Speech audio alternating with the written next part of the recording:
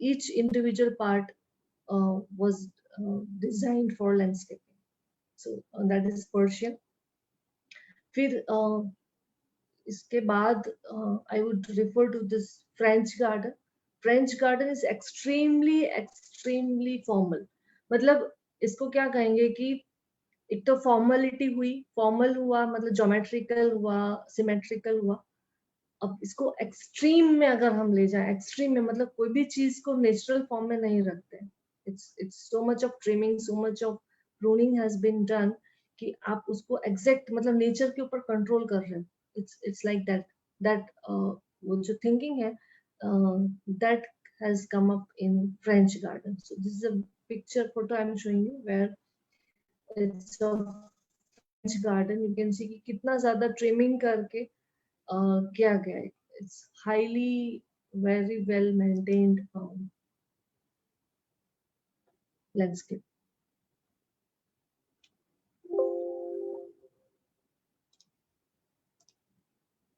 Now this is formal Persian.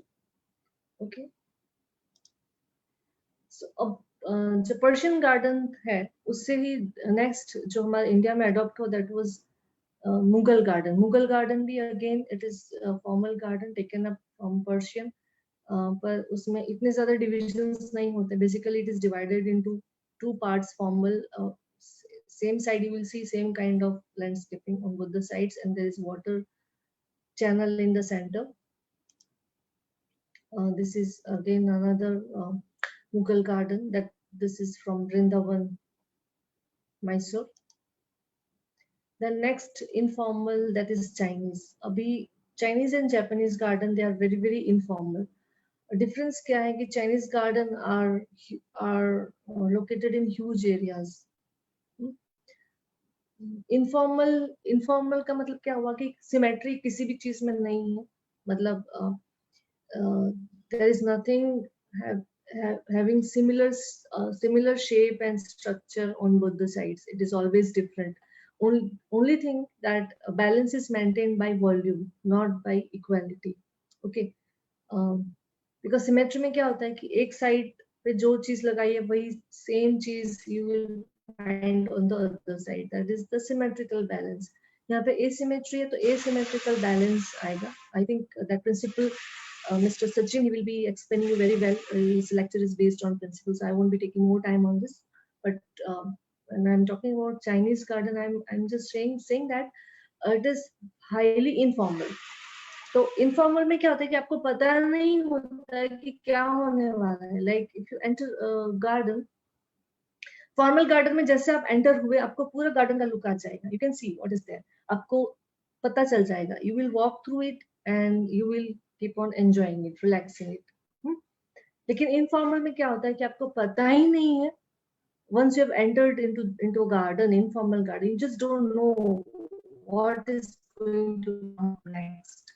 तो आप उसी moment में ज़्यादा रहोगे. That is why Japanese garden have been linked with spirituality, because it helps you to bring into your present level. फिर stepping stones, water, ये सब भी ज़्यादा है. तो you just can't walk vaguely. आप ऐसे नहीं चलते जाओगे. You will be very careful when you are walking. एक एक step आप देख के रखोगे. So what will happen? It will bring you into present moment, right? So this is informal Japanese garden. It has its own importance.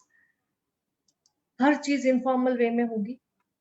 जैसे कि steps हैं वो भी informal है, trees canopy है, plants है, water body है, उसकी shape भी informal होगी.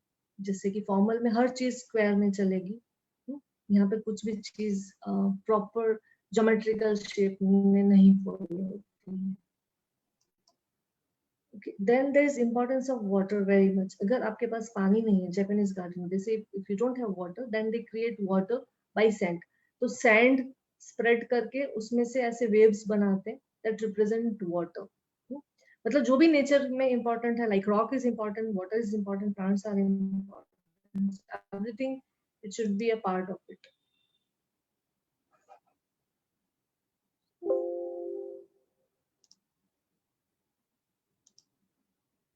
तो इस तरह से waves बनाई जाती है. Now अब ये क्यों किया जाता है? What is the reason?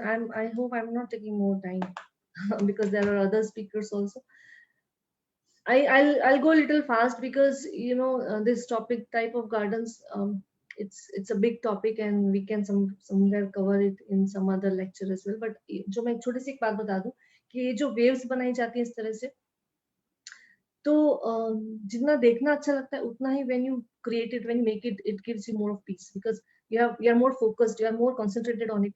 तो again जब आप ये सब करते जा रहे हो तो क्या होता है, आपका आपका थॉट आपकी थॉट्स आपका माइंड वहीं रुका रहता है, जस्ट स्टिल.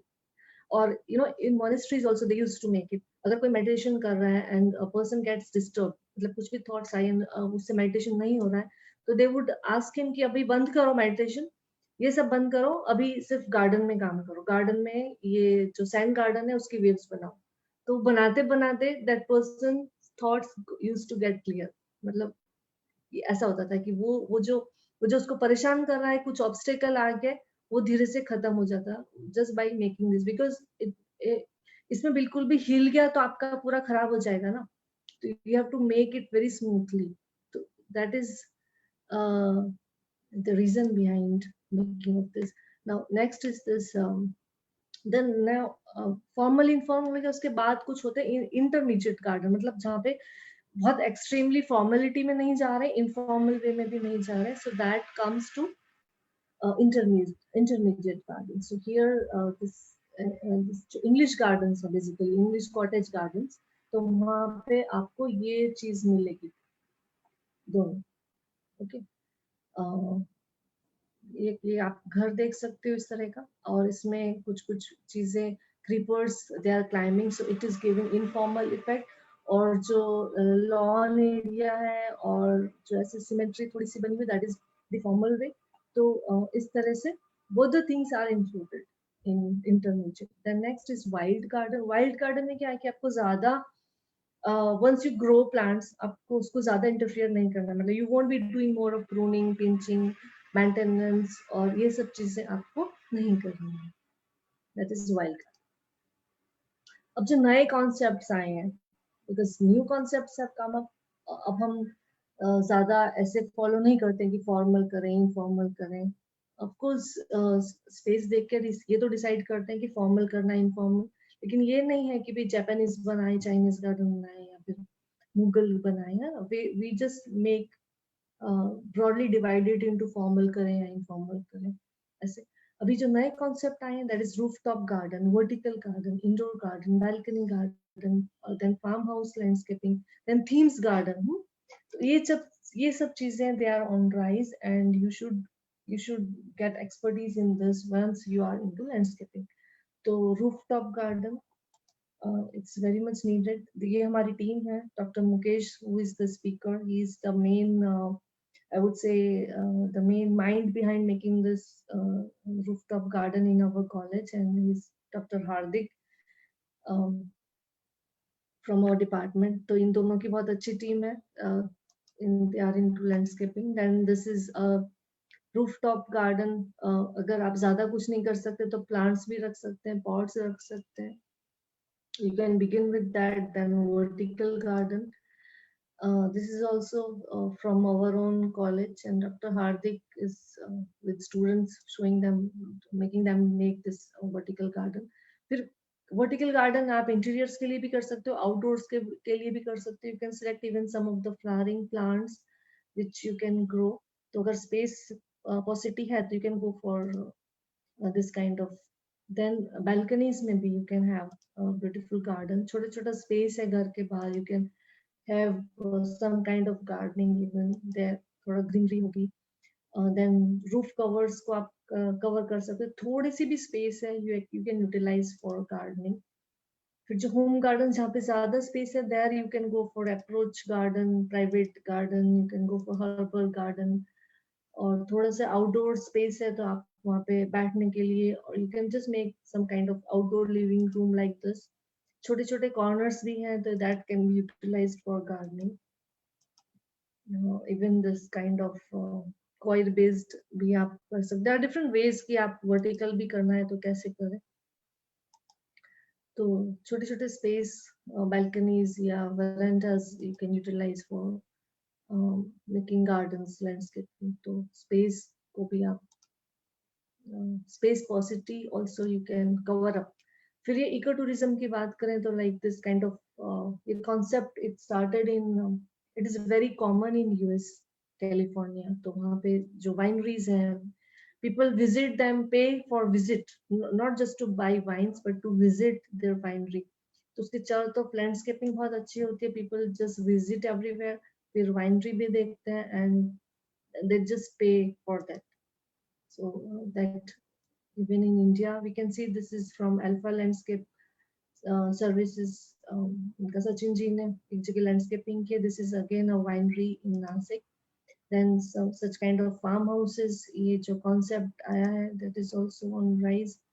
फिर जो बॉटनिकल गार्डन्स है उसको भी ज्यादा अच्छे से लैंडस्केपिंग की जा रही है, so that more people visit, you know, ज्यादा लोग आए देखें and they become connected with nature. So this concept I would say is more on rise. And जितने भी हमारे monuments हैं, they are like with that such concepts of landscaping आने से they have become more attractive and more people come over there। And this is one from Kevadia, where Statue of Unity is there, and you can see different concepts that is like Valley of Flowers, then cactus gardens and such concepts have come up। तो उस वजह से लोग ज्यादा उस they are preferring more to, you know, so that is how this ecotourism। अब ecotourism में काफी कुछ concepts हैं that can come up, like one is this butterfly garden।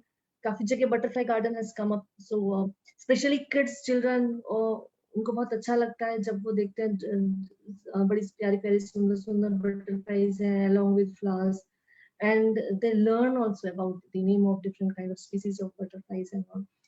तो ये concept है। Then next is sensory garden। Sensory garden is like it is specially built up for physically impaired, or जो किसी ना किसी वजह से कोई ना कोई senses they are, it's not working well, for them it is being specially made। तो ये भी एक बहुत अच्छा कॉन्सेप्ट है जो आना चाहिए स्पेशली इको टूरिज्म के लिए, सेंसरी गार्डन। तो वो लोग भी आके, जो physically impaired person can also come and enjoy it। तो इसमें क्या होता है कि कुछ कुछ एरियाज होता है where they cannot see but they can smell, right? तो वो highly fragrant flowers वहाँ पे लगाते हैं, तो they just smell it and you know can feel it। फिर कुछ हैं जिसके टेक्सचर अलग अलग अलग होते हैं ना प्लांट्स के, तो वो टच करके दे फाइंड आउट कि टेक्सचर कैसे है। और कुछ में they are not able to hear it, तो कुछ कुछ हियरिंग एड्स भी और कुछ वैसा भी दे मेक इट। फिर थोड़ा बहुत चलना, फिर बैठना, and it is all, there are no steps but पूरा it is based on ramp. तो आप अगर चल नहीं सकते तो you can just go head on wheel. Sensory garden एक राष्ट्रपति भवन में भी इस तरह का एक बनाया गया है। सो a few photographs showing the sensory garden। और इस तरह के अगर एग्जीबिशंस भी किए जाएं इंस्टीट्यूट्स में, even educational institutes, agriculture institutes, तो we can create more of awareness, especially in the kids, especially in the children। तो वो एक है। and I grow plants for many reasons। एक डेविड हॉब्सन ने बहुत प्यारी सी एक बात कही है, I grow plants for many reasons, okay, to please my eyes or to please my soul, to challenge the elements or to challenge my patience, for novelty or for nostalgia, but mostly for the joy in seeing them grow। right? ये आप हर कोई agree करेंगे मेरी इनकी जो ये बात है जो मैंने यहाँ पे कोट की है, कि बहुत सारी वजह है प्लांट्स हम ग्रो करते हैं, है ना, हम गार्डन में इंटरेस्ट लेते हैं, उसकी बहुत सारी वजह है कि हमारी आंखों को अच्छा लगता है, हमारे सोल को अच्छा लगता है, बहुत सारे एलिमेंट्स हम चैलेंज कर पाते हैं, अपना patience, patience is very important. You know, जो भी इम्पेशेंट लोग हैं उनको मैं कहूंगी कि आप जरूर कुछ ना कुछ एक प्लांट लगाएं, एक सीड लगाएं, and see how it sprouts, how it grows. Wait करो कब फूल आएगा, पेशेंस आ जाता है। फिर नॉवेल्टी, बिकॉज कुछ ना कुछ नई चीज होती रहती है प्लांट्स के साथ, इट्स जस्ट नॉस्टैल्जी, राइट? पर जो जॉय है ना, जो खुशी मिलती है, how it grows, how it grows. Just seeing that, it is a wonderful joy. It's a beautiful joy. It's a wonderful hobby, I would say. And of course, if you have this knowledge and if you have this art, you can make it a career too. So that is about today's lecture. I hope I haven't taken much time. Yeah. Thank you, Dr. Alka. Thank you for sharing your valuable knowledge with all of us. It was really interesting to learn about Mhm. outdoor landscape gardening. And I really like this quotation that you shared with us. I Yeah. grow plants for many reasons, but mostly for the joy in seeing them grow. Can grow. Yes. It was. Mm. Yeah. Thank you so much. Now I would like to introduce Sri Sachin Brahmankar ji, who is our second speaker. He is a landscape professional with 20 years of experience. He is the owner of Alpha Agro and Landscape Services and runs Alpha Institute of Education that provides crash courses on home, landscape, and kitchen gardening. He has several nurseries and have intricate knowledge in the field of landscaping gardening. Now I would request him to share his valuable ideas on the principles of landscape and planning of the garden. Thank you very much, madam. Now I will share my screen. Yes, sir.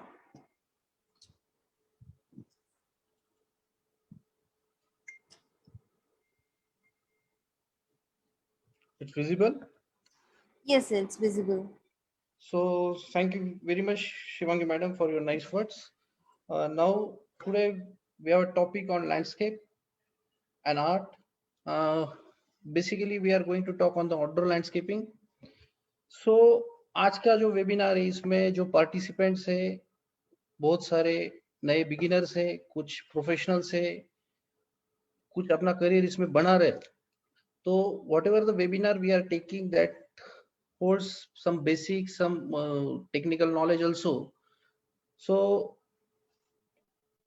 जो भी कुछ हम landscaping कर रहे हैं तो why we should do the landscaping so मुझे लगता है कि सबसे बड़ी इंपॉर्टेंट चीज है कि आज का जो हमारा नेचर खराब हो रहा है एनवायरनमेंट खराब हो रहा है उसके लिए लैंडस्केपिंग के साथ हम we can help like anything we can start from our home only by planting a tree so this is the best field to preserve the nature again nature preserve करते करते you can learn your livelihood हम you can give employment generation also even you can create the joy and delightfulness in the society to create interest and awareness of environment among the society so these are the very key factors that attracts personally me for landscaping so now why landscaping and what is landscaping so landscaping may be defined as an area either big or small on which it is possible to desirable view to mold a view or a design ये सबको मालूम है लेकिन संक्षिप्त में मैं बताऊंगा आपको कि कोई भी एरिया आपने को मिलता है पीस ऑफ लैंड उसको आप अपने आर्टिस्टिक शेप में डिजाइन करते with the combination of hard elements soft elements and that is an art and that is a landscaping so I'm not taking this much time in this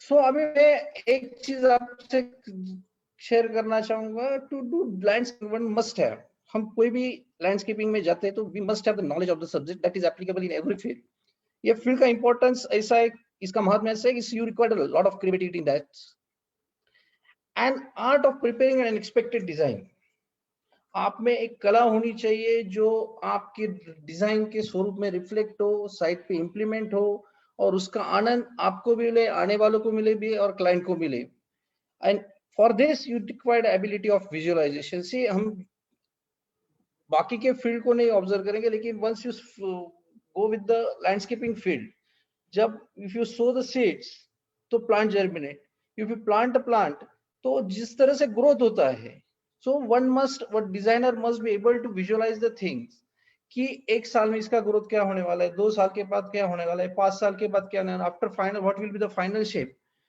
and if you are doing the landscaping work as a professional so you must have the convincing ability for your client क्योंकि इसमें बहुत सारे लूफोल्स भी ये field में कि cost ज्यादा लगती है इमीडिएटली इफेक्ट्स आते नहीं takes the time so you need This is an convincing ability is very important according to me. Secondly, सबसे important रहता है कि budgetary provision of client क्या है, ये भी हमको समझना है. These are the basic. I think some importance and scope is already shared by Dr. Alka. So we will come to our today's topic that is assigned to me. So what are the principles of landscape gardening? Mostly हम लोग कुछ भी काम करते हो, we have our own principles. जब हम काम करना चाहते हैं in the field of landscaping, तो there are such principles. उसमें से आपको कुछ अप्लाई करने हैं आपके डिजाइनिंग में, आपको उसको यूज करना है.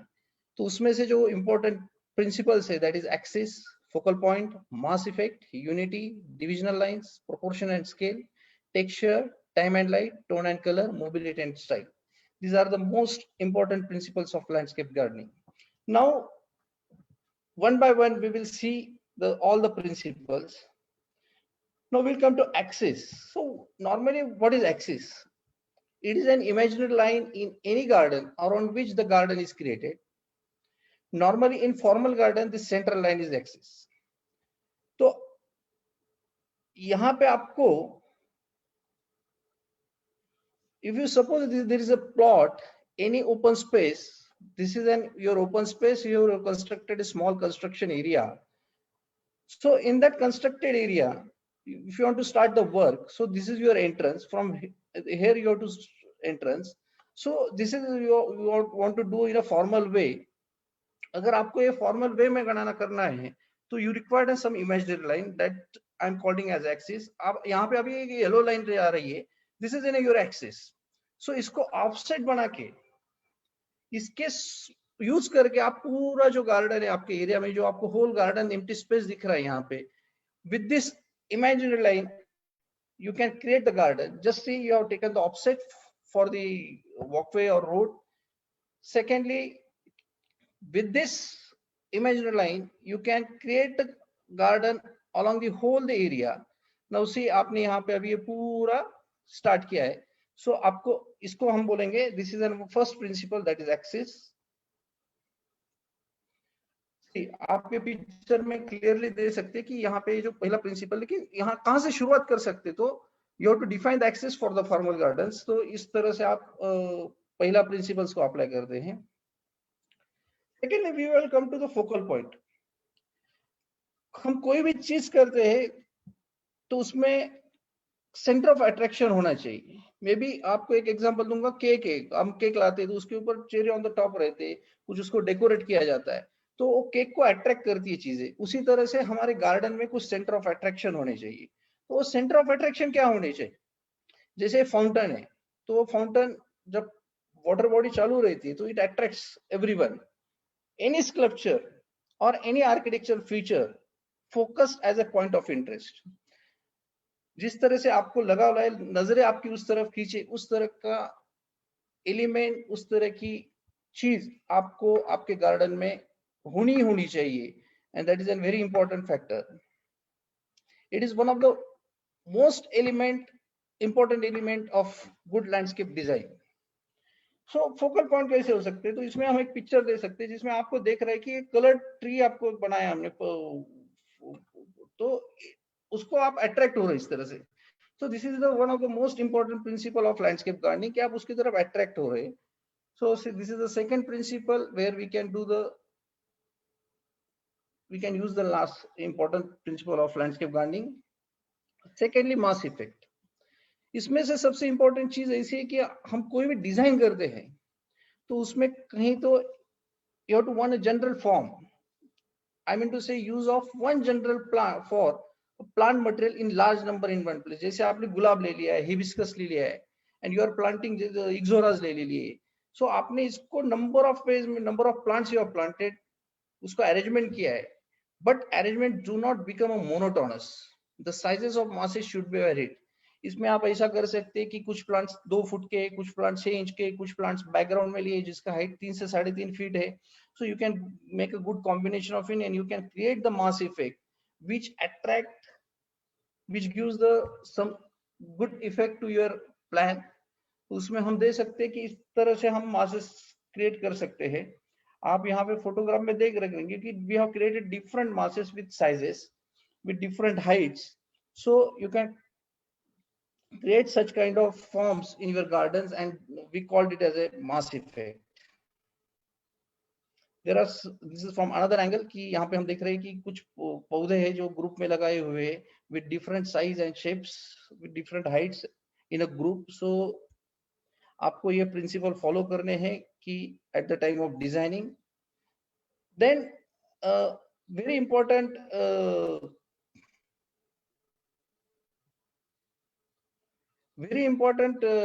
principle, that is unity. सबसे important मेरे हिसाब से एक unity as a principle है. It improves your aesthetic value. अभी इसको हम किस तरह से देख सकते हैं कि unity of style, feeling and function between the house. हम जो भी एरिया में हम लैंडस्केप कर रहे हैं, तो लैंडस्केपिंग में भूलता क्या होता है कि आपको एक जगह मिलती है. For example, I will take example of 100 feet by 100 feet का आपके पास लैंड है, उसमें आपने 3000 स्क्वायर फीट का कंस्ट्रक्शन किया है, तो rest of the 7000 square feet is the empty place.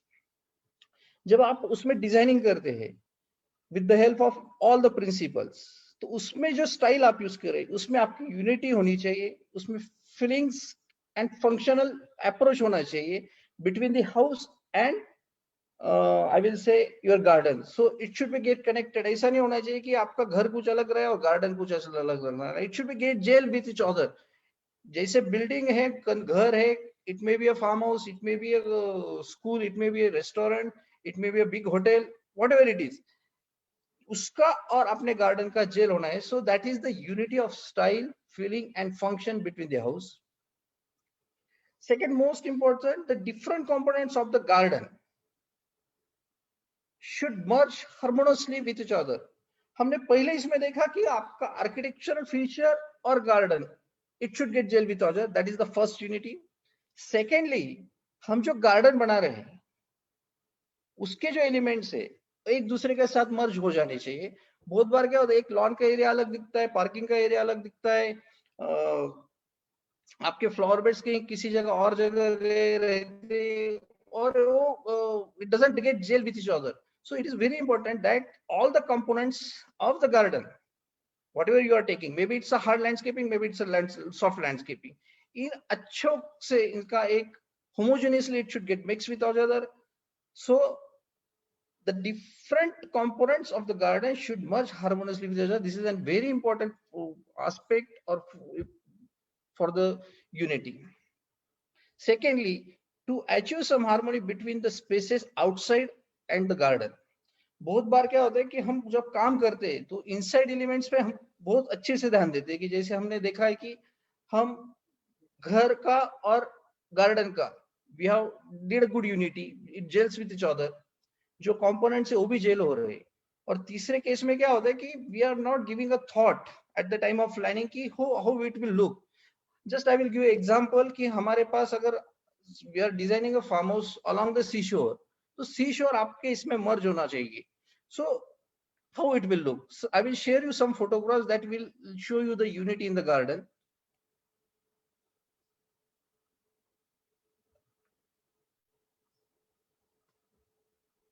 अभी आप इसमें फोटोग्राफ में दे सकते हैं कि जो ये यहाँ पे हमने स्टेप्स बनाई है, that is in the same stone में बनाई है, and whatever the walkway we have taken, that is of very rough and anti-skid. So these things are getting gel with each other. So this is the unity between the structure and your garden. This is the first photograph. I am showing the first unity between the structure and garden. Now in this case you can see this is whole water. This property is not belongs to the owner, but once you stand here, once you sit here, all the elements are getting gel with each other. So this is an outside element and this is an inside element. So this is the unity between outside element and inside element. Thirdly, I have explained you ki, in the third part I explained you ki, it shows the unity of each other. So it will be the part of your landscape. So by seeing the photographs, you will be able to visualize or you will get a clarity how unity we can do. In this photograph, you just see there is one existing old tree plant with architecture feature. See, it is getting gel with each other. So this is the unity between the garden and the architectural element. So we have to be very focused and we have to be very clear at the time of designing how to use the existing plants with your landscape. Look at this. This is on the top of the hill, around, I think it's around 100 feet up on the tables. This is the lawn, and how the outer element is getting gel with each other. So by this, you will get the idea ki how you can gel the things with each other. So this is the very important element principles in landscape gardening कि आपको unity में बहुत अच्छे से ध्यान देना है कि it will enhance your beauty, it will enhance your planning, and hope you by this you will enjoy your work. Now, next principle is very important principle: space should appear larger than actual size. Keep vast open spaces. Avoid planting in the center of lawn. अभी हम बहुत बार काम करते हैं, हम एक 25 feet by 25 feet 30-20 feet by 30 feet का एक लॉन एरिया रहता है, एंड बहुत सारे लोग मैंने रेसिडेंशियल लैंडस्केप में देखे कि वो सेंटर में जाके कुछ प्लांट लगवा देते, और नॉर्मली आई फील कि क्रिसमस ट्री लगवा देते. अभी क्रिसमस ट्री लगवाने के बाद क्या होता है, जैसे जैसे ग्रो होता है आपका नीचे का एरिया कम हो जाता है, एंड वंस यू विजुअलाइज तो आपको लगता है कि ये बहुत छोटा एरिया होगा. सो आप जब छोटी छोटी चीजें डिजाइन करते हैं, at the time you have to give a very important thought in this case. अभी आप इस फोटो में देख सकते हैं, I have put there are two areas. In this area, I have put a plant in the center. So indirectly, I am reducing my open space. So existing space जो है आपका कम लगने लग गया. आपके पास space है, लेकिन you have planted this plant in the center. So आपका space यहाँ पे कम हो गया. Now if you see in that case, आपका space आपको यहाँ से angle से बड़ा लग रहा है. So you have to be very cautious about these things कि उसका प्लेसिंग कैसे होना चाहिए, और स्पेस फैक्टर आपको ध्यान में रखना है कि इससे आपका गार्डन बहुत स्पेशियस लगे. So this is a very important principle that you have to focus. आप इस फोटोग्राफ में देख सकते हैं कि यहाँ पे आप जो देख रहे हैं plant you have putted in the centre. अभी आप ये जो स्पेसेस देख रही है, you are getting open space. जैसे मैंने आपको इनिशियली बताया कि you required a big open spaces in the lawn. Spacious लगना चाहिए, एग्जिस्टिंग एरिया से बड़ा लगना चाहिए. अगर आप यहाँ पे खड़े और आप इस तरह से देखें तो it will look more larger than existing area. So at the time of planning you have to be very cautious कि हमारी स्पेसेस जो है हमको ज्यादा लगे, एग्जिस्टिंग जगह से ज्यादा लगना चाहिए. तो now this is a very important principle, that is divisional lines. हम कोई भी आर्किटेक्चर बनाते हैं, फार्म हाउस बनाएंगे, कुछ रिसोर्ट्स बनाएंगे, तो वहां पे कुछ ऐसी चीजें आती है जैसे लेबर क्वार्टर है, कंपोस्ट पीट है, बहुत सारी चीजें आती है, जो कोई इलेक्ट्रिक का टावर आ जाता है, बहुत सारी चीजें आती है जिसको हमको कैमोफ्लेज करना पड़ता है. तो वो कैमोफ्लेज करने के लिए ये प्रिंसिपल यूज होता है नॉर्मली डिविजनल लाइंस का. तो what is the importance of this divisional line? Screening of element like mali quarter, compost piece, vegetable crop garden from the rest of the garden. कुछ जगहों पे इसका इस तरह भी यूज होता है कि areas under lawn, paths, flower beds have their natural divisional line. जो हम प्लान बनाते हैं उसके अंदर वो जो लाइंस आती है, that are your divisional lines. Line should be artistic with gentle curves. If you are doing any informal garden, उसमें ये काम आएगा. अगर आप फॉर्मल गार्डन बनाते हैं तो वो सब शेप आपके 100% ज्योमेट्रिकल शेप्स में आते हैं. So how it will work? Just I will show you. You just go through this video. It's a 1 minute video. आपको आपके लेफ्ट साइड में just if you see this is a compost pit. ये compost pit अगर आप यहाँ से आ रहे हैं, if you see it will be visible, so it will not look good. Secondly, on the right side, if there is a labor quarter, सब आप आ रहे हैं और लेबर क्वार्टर सामने ही दिख रहा है, तो it is hampering some way, it is hampering your beauty of your garden. So what we have to do, you have to do some lines that will divide the gardens. Look at this, we have designed one divisional line. This is in principle we use. Here we have planted some plants and all the screen is quarter and your compost field got camouflage, and this is the your divisional line. So by this way, whatever the lines we are going to use, that is divisional line, that is your main principle of the garden. See, in the first photograph, in the A area, if you see this is a compost field, this is a labor quarter. After in your design, you have applied the divisional line principle. You have planted a good tree plants or shrubs, whatever you required. If your compost pit is there, you can put the shrubs according to your plan. You can design it. Here we have planted, and in this way, you can camouflage the unwanted things that you want to camouflage. So in this way, you can use this principle divisional lines. See, in this case, if you see these photographs, on the back side, there is a huge labor quarter. One floor is there, G+1. Here, by this, using these plants, Brassica, all the things is camouflage, and whatever the line is used for this, that is your divisional line. Here, I have told you that once you design the garden, so in this lines, you can see gentle curves we have used, and these are your divisional lines. But it should be homogeneous, it should get gel with each other. Again, here we come with the principles of unity. यहाँ पे आप दोनों चीजें मर्ज कर सकते हैं कि यहाँ पे आपको यूनिटी भी आ रही है और उसके साथ साथ आपको डिविजनल लाइन का प्रिंसिपल भी आपको यूज हो रहा है. So this is I will say कि this is the principle of unity also as well as divisional lines also. By that way you can merge it. Now, very important things should be in the proportion and scale. Whatever you are designing, it should be in a proportionate. जैसे आप कोई tree plant लगा रहे हैं and if you are putting the plants on 5 feet center to center, so it will not make any sense. It should have a proportion. You have to see that how much canopy it has, how it will grow, how much it will grow, and according to it you have proportionate it. For example, बहुत बार हो जाता है कि 100 feet का you are putting a flower bed of roses, and again you are putting the some 7 feet or 8 feet tree, tall shrubs along that same line. So it doesn't have any proportion and scale. So you have to be very sure कि how much growth will of the plants will be there, and you have to be in the proportion. बहुत बार ऐसा होता है कि रास्ता बहुत जो what are the walkway you are making, it's very narrow, and the plants along the pathway will be on the tall shrubs. It doesn't look good. बहुत बार ऐसा भी होता है कि walkway is very broad, almost 6 feet 7 feet 8 feet का walkway रख देते और उसके अंदर छोटी छोटी edge दे देते. It doesn't look good. So you have to be very clear about your proportion and scale. So there should be a definite relationship between the masses. Whatever I talked earlier, these are the masses. तो आपको यहाँ पे बहुत ही अच्छे से आपको ख्याल रखना है कि जो भी masses है, it should have a definite relationship. There is no set of rules, but design should look pleasant. Proportion scale का मतलब क्या है? ऐसे आपको कोई ये नहीं कि आप एकदम ये करो, लेकिन जो भी आप काम कर रहे, it should be in a very proportionate rule में होनी चाहिए. Scale उसका अच्छा होना चाहिए. So you have to follow that rules. For example, I will say कि small rockery at the base of the large tree. बहुत बार क्या होता है, बहुत बड़ा ह्यूज ट्री रहता है और कुछ लोग वहां पे 10-12 पत्थर लाके रखे हैं, उसमें कुछ प्लांट्स लगवा देते हैं. So it doesn't make any sense. It doesn't proportion और स्केल में नहीं जाता है.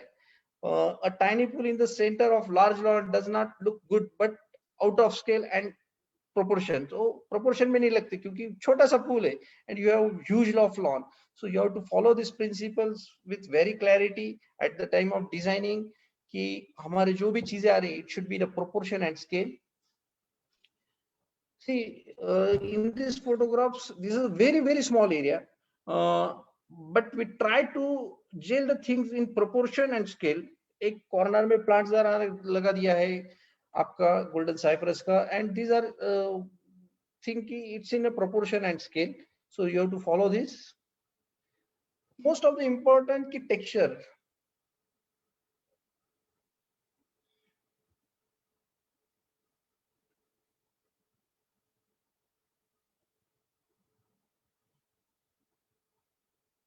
Texture. The surface character of a garden. मैं एक छोटा सा एग्जांपल दूंगा. कोई भी हम कपड़ा खरीदते हैं बाजार में से, तो just we check out the texture, how feel we are getting. हम टच कर रहे हैं उसको फील आता है. बहुत बार रफ रहता है टेक्सचर, तो we always avoid to purchase it. उसी तरह से जो सरफेस कैरेक्टर है उसका टेक्सचर बहुत इंपॉर्टेंट है. अगर आप एग्रो टूरिज्म बना रहे हैं तो आपका surface character should very rough raw, वो रस्टिक होना चाहिए. तो वो किस तरह से होता है? Texture of ground, leaves of a tree or shrubs, even you can see the bark of the texture. placement of all various texture with harmony and contrast has to be achieved to get the ultimate desirable effect. इसमें आपको संक्षिप्त में मैं इसे बताऊंगा.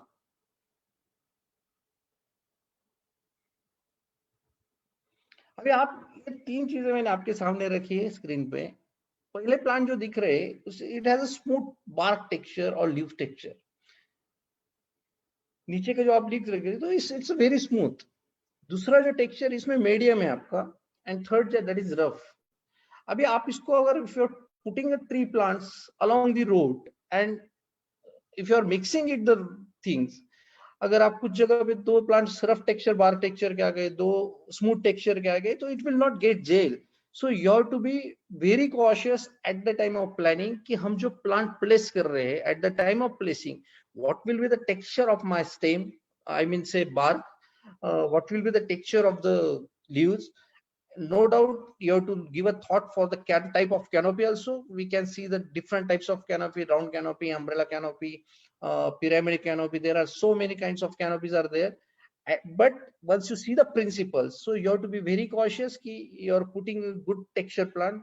For example, आप school का garden कर रहे हैं, अभी सब्जेक्ट में बहुत वास्ट हो गए, तो यू पुट इन अ सच अ वे कि जो भी बायोलॉजी पढ़ रहा है, बॉटनी पढ़ रहा है, तो उसको एटलीस्ट आइडिया है कि there should be a plan in your design और concept should be in your design, कि आप उसको दिखा रहे कि this is a rough texture, this is a bar texture, and it should get gel with the property as well as whole garden should be gel with each other. So this is the principle. So you have to give a thought on the texture also.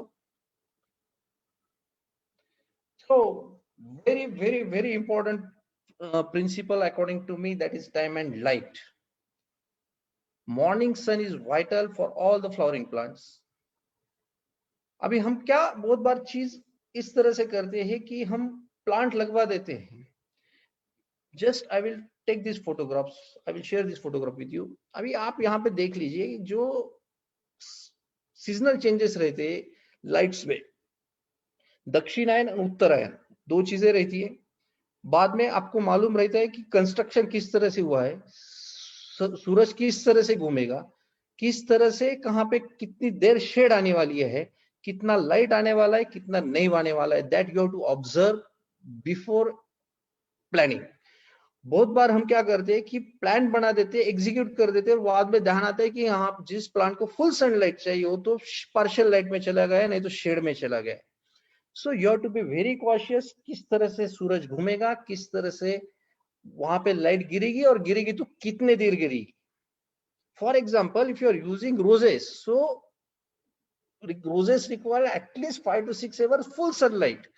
And if you are putting the roses along the wall of the building, and if that area is not receiving the sunlight properly, and if light is in partial light, your plant is not going to grow properly, even it will not flower properly. So you have to be very cautious at the time of planning, at the time of selection of plant, कि कहाँ पे कितनी देर sunlight आ रही है और कितना plant को चाहिए, उसी हिसाब से you have to do the placing of the plant. And you have to give a here I have mentioned कि seasonal changes in the year, seasonal movement of the sun is very important, where the shade and light are likely to fall during the different parts of the season. And thirdly, last but not the least, what shape and proportion and the trees will attain in the years to come.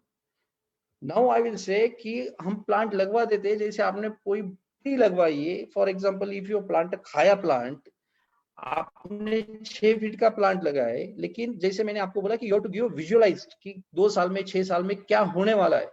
बहुत बार हम 6 feet का पौधा देख के उसके आजू बाजू में कुछ फुल सनलाइट वाले प्लांट्स लगवा देते हैं. उस तरह से देखा जाए तो khaya is an very fast growing plant. Just I am giving an example that by that you can easily understand what I am trying to से.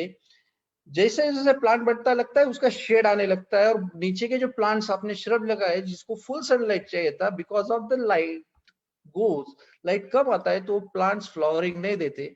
जो भी आप प्लांट लगवा रहे हैं उसको आपको भी you have to be very careful कि उसका ग्रोथ कितना होगा, ग्रोथ होने के बाद किस तरह से उसकी लाइट गिरेगी, और जो हम दूसरे प्लांट्स लगा रहे उसके ऊपर इनका क्या इम्पैक्ट रहेगा. So according to me this is an very very important principles, those who have to give a focus on time and light.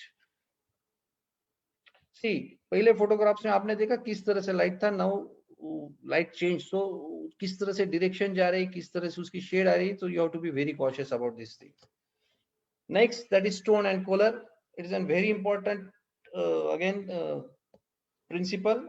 Monochromatic word में सब आ गया है कि arranging different tones of the same colour. Example blue salvia with blue petunia you can plant. Height you have to be cautious कि हम height उसकी कैसे आ रहे हैं. ब्लू साल्विया थोड़ा बड़ा हो रहा है, ब्लू पुटीनिया लगा लेना तो आगे उसको पीछे लगना है. You can go with so many combination in monochromatic. Second is analogous, by using closely related colors or harmonious colors, yellow with yellow orange, so it will get gel. Red with pink, it will get gel. So you have to choose, that is your creativity, that is your aspect ki how you would like to design it. Third is contrasting. Always most of the people are prefer the contrast colors to opposite colors like blue and orange, red and white. So you have to be very cautious at the time of selection of plants. Suppose if you are planting some going to plant some ixoras, yellow ixoras, you have to observe, no doubt about ixoras, you have to observe the growth of the plant also. Along that, if you are putting red ixoras, so it will look beautiful. That is your call how you have to design it, how to do it. Whether you have to do a monochromatic, you have to do analogous, you have to put a contrasting, it depends on the project what you are designing. So here are some photos. These are contrast, red with white. This is the contrast. तो mobility, बहुत बार हम garden design करते हैं, लोग आते हैं, लोग देखते हैं. For example I will take a case study as a residential landscape. Residential landscape में हम शुरू में गार्डन डिजाइन किया, एग्जीक्यूट किया, एवरीबॉडी इज एंजॉयिंग इट. लेकिन रोज वही चीजें देख के आदमी बोर होने लगता है. जैसे आजकल हम due to lockdown everybody is at home, तो बहुत बार बोरिंग फील होता है. कॉमन साइकोलॉजिकल चीजें लोगों की से सुननी पड़ती है कि बोर हो रहा है, ऐसा हो रहा है, वैसा हो रहा है. तो यू रिक्वायर्ड चेंजेस, आपको चेंज चाहिए, और ये चेंज आपको in garden you have to bring with the mobility. So how can you bring it? जैसे आप टेम्परेट रीजन में देखेंगे, नहीं तो टेम्परेट कंट्रीज में देखेंगे, उनका जो प्लांट्स वो लगाते हैं उसके जो लीव्स ऑफ कलर है इट गेट चेंज्ड. जैसे आपने लगाया वो ग्रीन था, after quarter it gets to light red, dark red. So it change very sharply and contrastingly from one season to another, thus symbolizing mobility. ये mobility create कर रहा है, naturally कर रहा है in temperate countries. But once we see in tropical India, this contrasting changes difficult to achieve for us, all of us. For example, if you are putting a terminalia catapilla plant, which changes the color striking rate twice annually, साल में 2 बार उसके colour change होते हैं. जैसे मैं आपके garden में आके गया और मुझे पहले उसके पत्ते थोड़े से लाइट रेड दिखे, नेक्स्ट सीजन में मेरे को बिल्कुल डार्क रेड दिखे, तो इट क्रिएट्स द मोबिलिटी. आपको चेंज लगा. आपने कैशिया फिस्टुला का प्लांट लगाया है, somebody has visited in the month of monsoon and he come again in the summer, so उसको चेंज लगता है, अरे इस तो वो फूल नहीं दे. लेकिन once it blooms like anything cassia fistula, you get attracted. Even it's of your center of attraction also, even it's your mobility in the garden also. If you are putting the seasonal flowers in the garden, बहुत seasonal plants आते हैं आजकल, seasonal का demand भी बढ़ रहा है. So many people are in India and working in this seasonal flowers like anything. तो उसमें आप seasonal flowers her quarterly you are changing according to season. तो आप देख सकते हैं कि आपको बहुत सारे changes यहाँ पे देखने को मिलते हैं कि which attracts. तो खाली वो मोबिलिटी नहीं क्रिएट करता, वो आपको प्लांट्स के नजदीक लेके जाता है, आपको एक one kind of meditation I will say कि it gives you. So these are very important things कि how you can create the mobility in the garden. Even if you have pool filled with the colour of fishes, it also can create a very good mobility in your garden. So you have to give a thought being a planner कि आप आपके garden जो आप design कर रहे हैं उसमें आप किस तरह से मोबिलिटी क्रिएट कर सकते हैं. So this is a very very important principles that you have to do mobility. Now here is all the principles that I would like to explain on my. So after knowing what is landscaping, why should I do the landscaping, what are the principles of landscaping, and once you get the motivated and once you feel that I can do the landscaping, so for anything we need a planning. What you do, whatever you do, you need a planning. So at the time planning what you can do for landscaping, site survey is very important, client requirements is very important.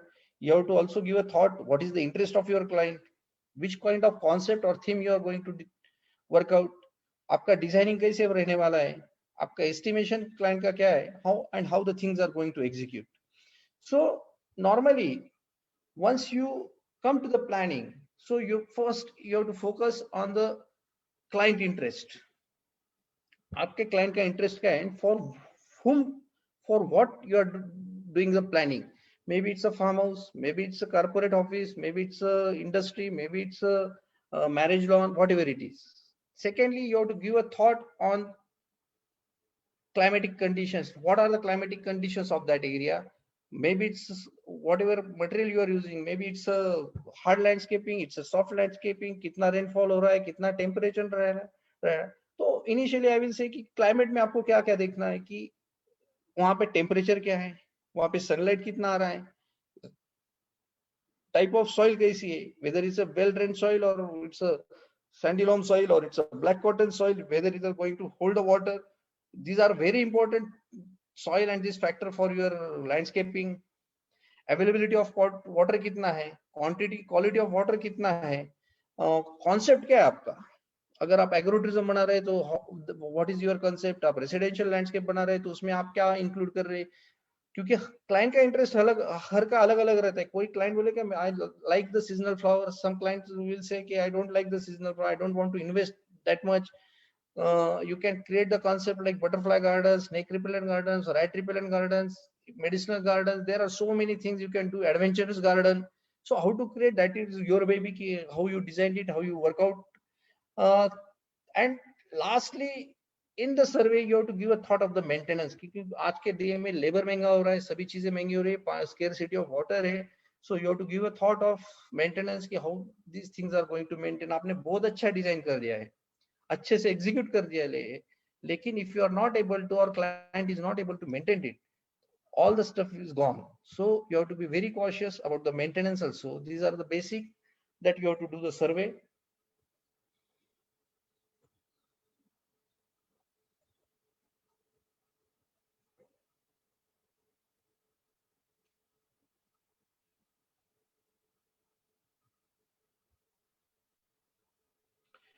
Now normally gardens में हम जो soft elements करते हैं, Mr. Dr. Mukesh Patel is going to focus on this, so I will not take that too much time on this. Just I will enlist the things.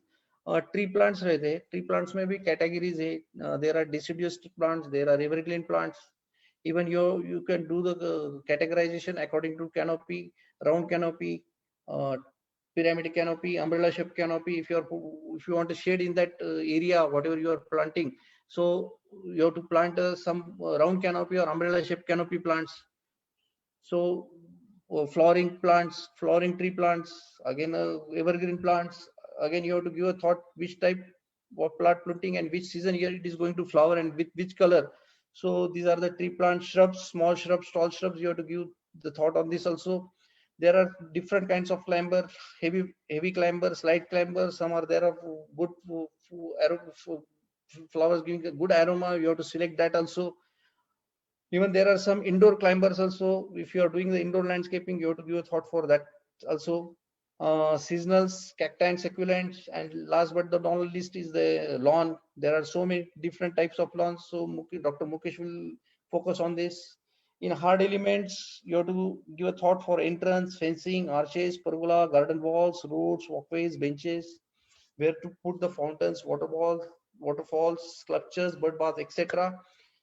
So after getting this knowledge, you come to the plan. Here I will showing you some 2D plan where you are putting the getting the all the stuff on the plan. Then there is next stage. You can do the 3D views for these projects. Here we try to use all the principles of landscaping. These are the 3D views of one of our project. We tried to use all the stuff. Unity, you can see the unity in the garden.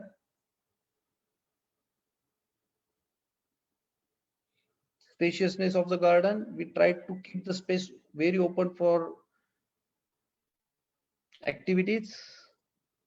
Some aerial view. Now just I will show one photo video. You can do this also.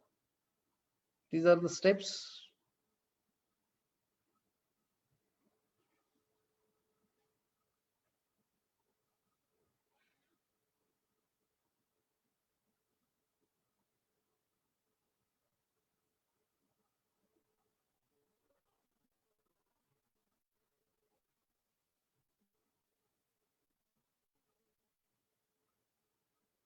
Here you can see in a small area we tried to amalgamate all the stuff.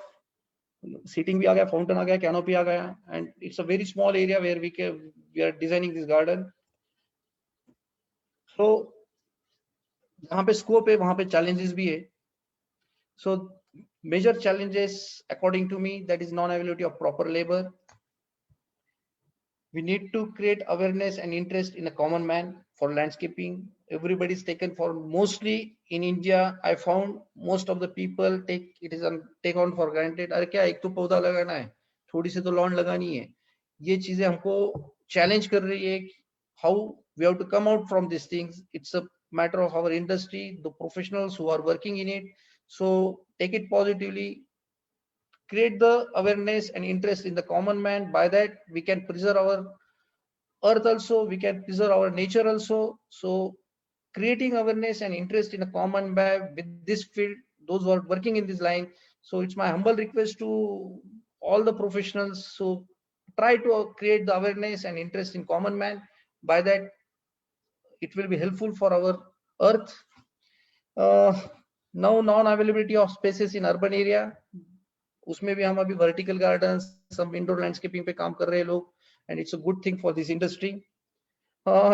सबसे बड़ी बात है कि clients के expectations बहुत रहते हैं, and उसमें कोई गलत बात नहीं है, लेकिन इट्स अ चैलेंज कि आप उस किस तरह से उसको हैंडल कर रहे हैं.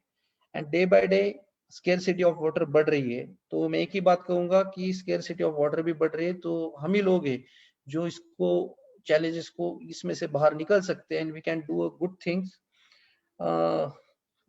Secondly, the skills required as a professional in a field of landscape, जो मुझे personally लग रहा है, that's just I want to share you need a competence, character, commitment. You have to be very confident. You have to need a good communication skill. You have to keep the consistency. बहुत बार garden खराब हो जाता है, client बोलता है अरे garden खराब हो गया, हम कंसिस्टेंसी छोड़ देते हैं और फिर दूसरी लाइन में चल जाते हैं. For that you need a very good clarity of thoughts. Work ethics is a very important thing. You have to keep a positive attitude. Adjustability चाहिए. बहुत बार क्लाइंट बोलता है अरे मेरे को गुलमोहर का पौधा चाहिए, आप बोलते नहीं इस पैथोडिया कलर चाहिए, थोड़ा सा एडजस्टेबल तो होना पड़ेगा. We have to do things in a time management. You have to do the team building. By that you can enter in this field and do it properly.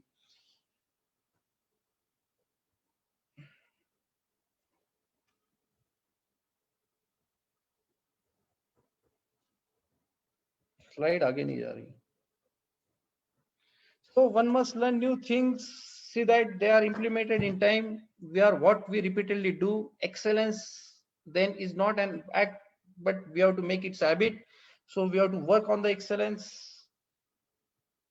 So in the last, I will say that coming together is a business, keeping together is a progress, and working together is a success. So I will make a last note on these things.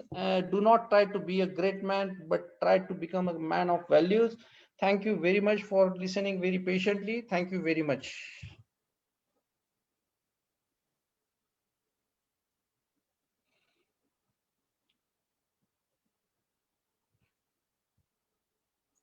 Thank you, Sachin sir, for sharing your valuable knowledge with all of us. It was very clear and interesting session. Thank you very much, madam. Now we have a next speaker, those who is going to focus on plant selection, execution. So now I welcome Dr. Mukesh Patel. He is an associate professor in SP College of Horticulture and Forestry. He has a wide experience of landscaping since last 18 to 20 years. He is a great person with values. So I welcome Dr. Mukesh Patel on behalf of Indian Nurserymen Association, and I request him to deliver his lecture. Over to you, Mukesh Patel, sir.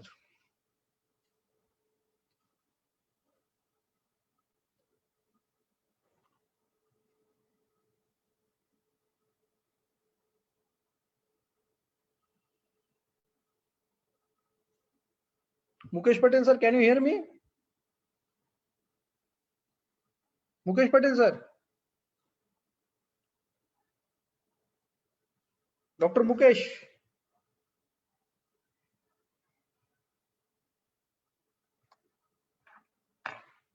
Just I will check with him. Dr. Mukesh.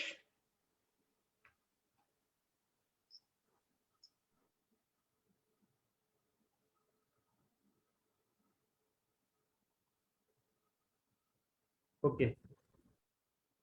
Good afternoon to everyone. Uh, Can you hear me? yeah, you are properly audible. Please go ahead. Okay. So it was a very long session, but very informative session by both Dr. Alka ma'am as well as Sachin. So after that, when you go through this importance of landscaping as well as its different principles, the task comes is the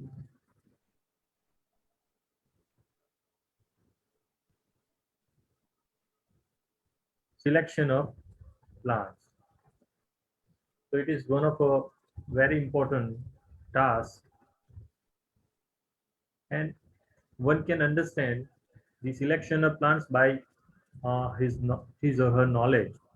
If you see the plant frequently, and if you visit the nursery frequently, new and new plants coming out in the market. So if you have a good knowledge of plant, not only the its color and its foliage, but also its growth habit. Also, Mr. Sachin have discussed about its texture, its flowering color. So you must know after 5 years or 10 years what will be the size of the plant, right? Also, its requirement like light. So that is very important. Cultural requirements, because it some plants require a lot of space, a lot of food they require. Lawn require different food, tree require different food. So in that way, you should think of the plant. So what is the purpose of the plant? That is most important, because we must know its purpose, because we are planning and we are putting the plant with some purpose, right? So first one is to enhance the beauty, right? So to enhance the beauty of a garden, we require a beautiful plant with the beautiful foliage, then beautiful flower, then fragrance, right? That is also important. So we must blend this all these fragrance, color, beauty, that all together, texture, and we must come out with the one comprehensive, beautiful design. Then boundary of the property. Sometimes we require a boundary. Then we require a different plan, right? Privacy. So we require screening, division, as earlier discussed, division. For division, we require plan. Soften harsh building lines. Why? Because your tree, your garden and your building, they should look merge into each other. एक दूसरे में वो merge हो जाने चाहिए.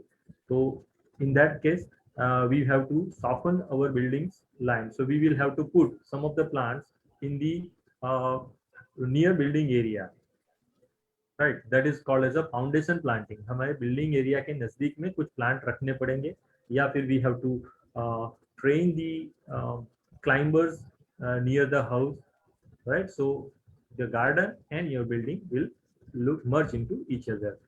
Screening, sometimes screening require wind velocity control, sometimes heavy wind coming out of from the some distance. So at that time we require a wind velocity control. We require a wind break.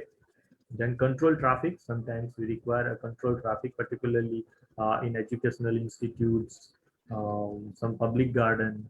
So there also we require a different plant.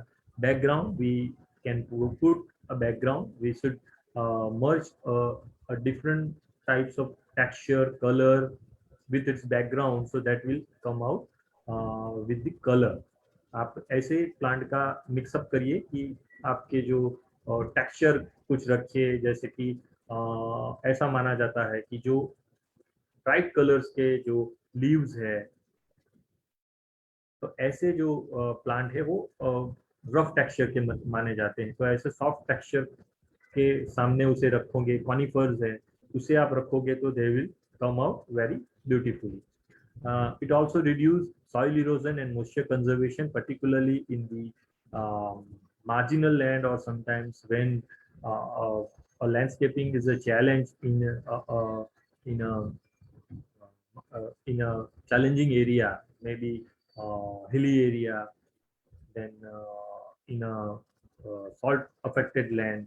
वहाँ ऐसी जगह पे आपको करना हो या hilly area पे करना हो, तो you require soil erosion control. For that you will have to use grasses. बहुत सारे आप grasses यूज कर सकते हो, जो ornamental grasses यूज कर सकते हो, जो soil को soil erosion को कंट्रोल भी करती है. तो इस तरह से. और दूसरा है कि ऐसे ग्रासेस है वो पुअर क्वालिटी सॉइल में भी अच्छी तरह से ग्रो होते हैं. Weed growth, sometimes we have to check the weed growth. ऐसे श्रब्स को आपको ब्लेंड कीजिए कि जो नीचे की लैंड है वो ओपन टू स्काई नहीं होगी, उससे सनलाइट नहीं मिलेगी, तो you can control the weed growth.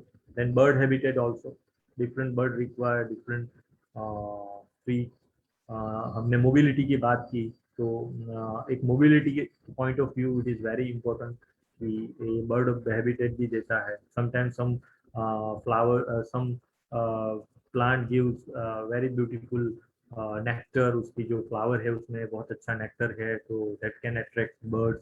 Also fruits like ficus species है, तो फ्रूट्स आती है, तो उसमें फ्रूट्स आते हैं, तो उसमें बहुत सारे बर्ड्स भी आते हैं. नाउ क्राइटेरिया की अगर बात करें, हैबिटेट, उसका हैबिटेट कैसा है, amount of sunlight it is receive, that is tone and time and light की बात की.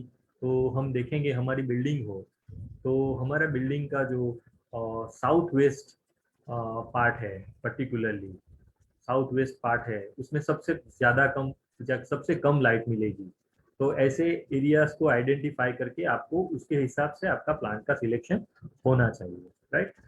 It's growth habit also, right. Habitat की बात की, तो जैसे कि हम कौन से एरिया में गार्डन बना रहे हैं. Suppose you are in a very harsh area, maybe the temperature goes very high.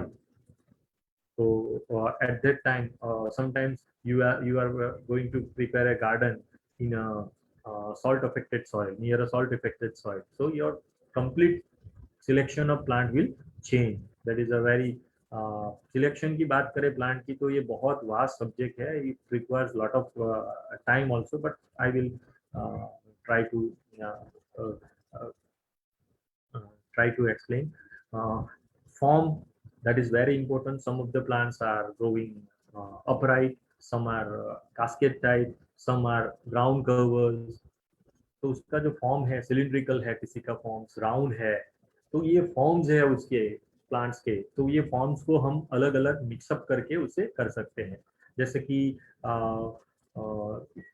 Golden Cyprus है, तो वो अपराइट जाता है और कॉनिकल शेप में वो ग्रो होता है. तो बहुत सारे लो ग्रोइंग श्रब के साथ बीच में उसे हम रखेंगे तो एक बहुत अच्छा ब्लेंड देगा वो, राइट. इस तरह से हम कुछ पाम है जिसकी ब्राइट लीव्स है, तो उसको इस तरह से हम अंदर मिक्स कर सकते हैं.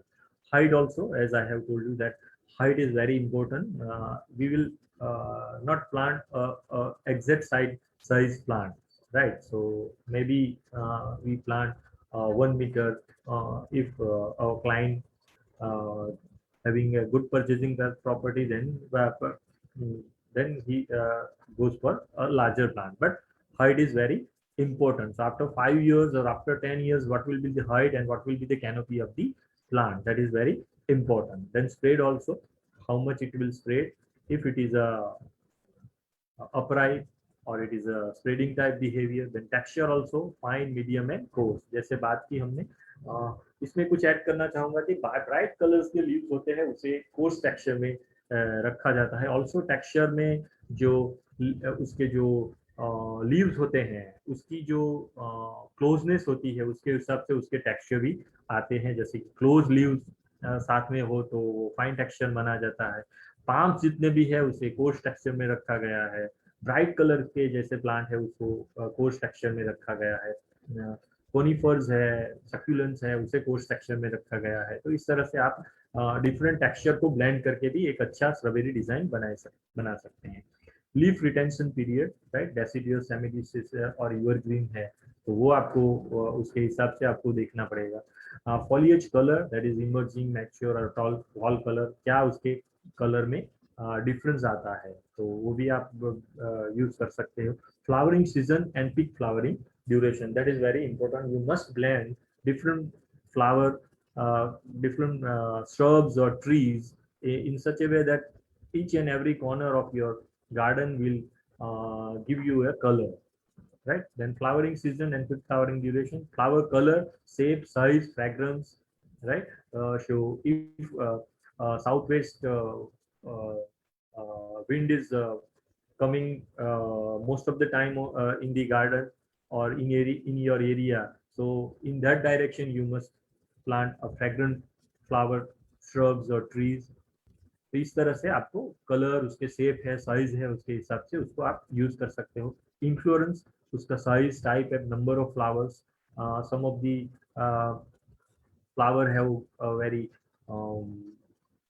Large number of flowers at a time, right? जैसे कि गोल्डन सावर करके एक क्लाइंबर है तो एक ही बार में बहुत सारे उसमें फ्लावर्स आ जाते हैं विंटर में, तो वो सब आपको माइंड करना पड़ेगा। Fruits, colour, shape, size, season and duration. Then susceptibility और resistance to natural hazard, drought, wind, flood. तो ऐसे जो नेचुरल हैजार्ड आते होते हैं उसको कैसे वो टॉलरेट करता है। Paste and diseases, that is also very important. Sometimes hibiscus है, बहुत सारी मिलीबग्स को अट्रैक्ट करता है, तो ऐसे मिलीबग को अट्रैक्ट करने वाले प्लांट को आप एक साथ में सब ज्यादा यूज करेंगे तो वहाँ पे बहुत डिसीज आ सकता है, पेस्ट आ सकती है।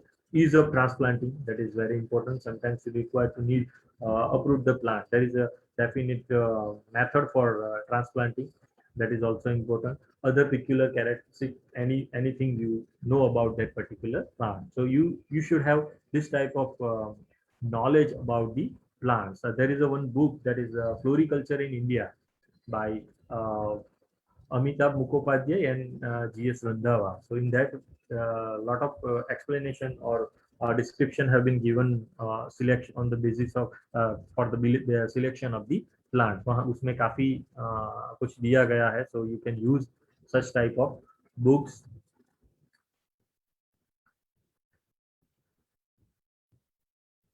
अब हम बात करेंगे प्लांट सिलेक्शन की। तो किस तरह से हम इसको सिलेक्ट कर सकते हैं। तो गार्डन में हम कैसे कैसे प्लांट्स हम यूज कर सकते हैं। Annuals, herbaceous, perennials, shrubs, palms, edge plants, hedge plants, climbers and creepers, bulbous plants, trees, cacti and succulent, grasses or lawn, then ornamental grasses। तो इतनी तरह के हम प्लांट्स को यूज कर सकते हैं। इवन इसमें भी बहुत, अगर हम डीप में जाएंगे तो एनुअल्स भी बहुत प्रकार तरह के होते हैं। इसमें विंटर एनुअल आते हैं या समर एनुअल्स आते हैं, मॉनसून एनुअल्स है, कुछ एनुअल्स ऐसे हैं थ्रू आउट द ईयर हम उसे यूज कर सकते हैं। हर्बेसियस, पेरेनियल्स, बहुत बड़ा सिलेक्शन है। श्रब्स है, तो लॉट ऑफ अगर हम श्रब्स पे ही बात करेंगे तो पूरा 1 घंटा निकल सकता है, इतना उसमें ये है। तो ये बुक है मैंने बताया फ्लोरिकल्चर इन इंडिया, उसे यूज करके आप काफी नॉलेज आप ले सकते हो। अगर हम एनुअल्स की बात करें तो annuals are those plants which complete their life cycle with in a season, right. और अगर उसकी use they they are the best mobility provider in the garden, right? And also they also provide a very good center of attraction, mass effect। हम अगर garden में अगर हम annuals का ज़्यादा से ज़्यादा यूज करेंगे तो your garden will look very live and very beautiful। Particularly you can target winter, that is because there is a very huge selection of annuals plants in winter, but they require maintenance because they last for a season, right? एक season पे ही वो होता है, उसी में उसका vegetative growth. Winter है तो वो with in a March it will complete. सितंबर में लगाओगे तो with in a March it will complete its life cycle, right. तो इसे हम यूज कर सकते हैं। बहुत सारे एनुअल्स के होते हैं, जैसे कि बाल्सम है, मैरीगोल्ड्स है, पिट्यूनिया है, जिनियाज है, डायंथस है, नास्टुसियम है, sweet William, verbena, begonia, celosia, salvia, ageratum, kochia. जैसे कि फर्स्ट पिक्चर में बताया गया है कि पिट्यूनिया, it is very good ground cover, very good pot plant, it's a very good hanging basket plant, right. Balsam की बात करें तो आप मानसून में उसको बहुत अच्छी तरह से यूज कर सकते हो। मैरीगोल्ड एक ऐसा है कि you can use it through out the year, आप उसे यूज कर सकते हो। जीनियाज है वो आप मानसून में भी उसे ग्रो कर सकते हो, विंटर में भी ग्रो कर सकते हो। जबकि डायंथस है तो पिट्यूनिया है, नस्टूसियम है, स्वीट विलियम है, बिगोनिया है, सिलोशिया है, साल्विया है, तो उसे आप विंटर में यूज कर सकते हो। कोचिया है, that is very beautiful foliage animal है, जिसकी फॉलिएज की ब्यूटी है, उसे आप समर में ग्रो कर सकते हो।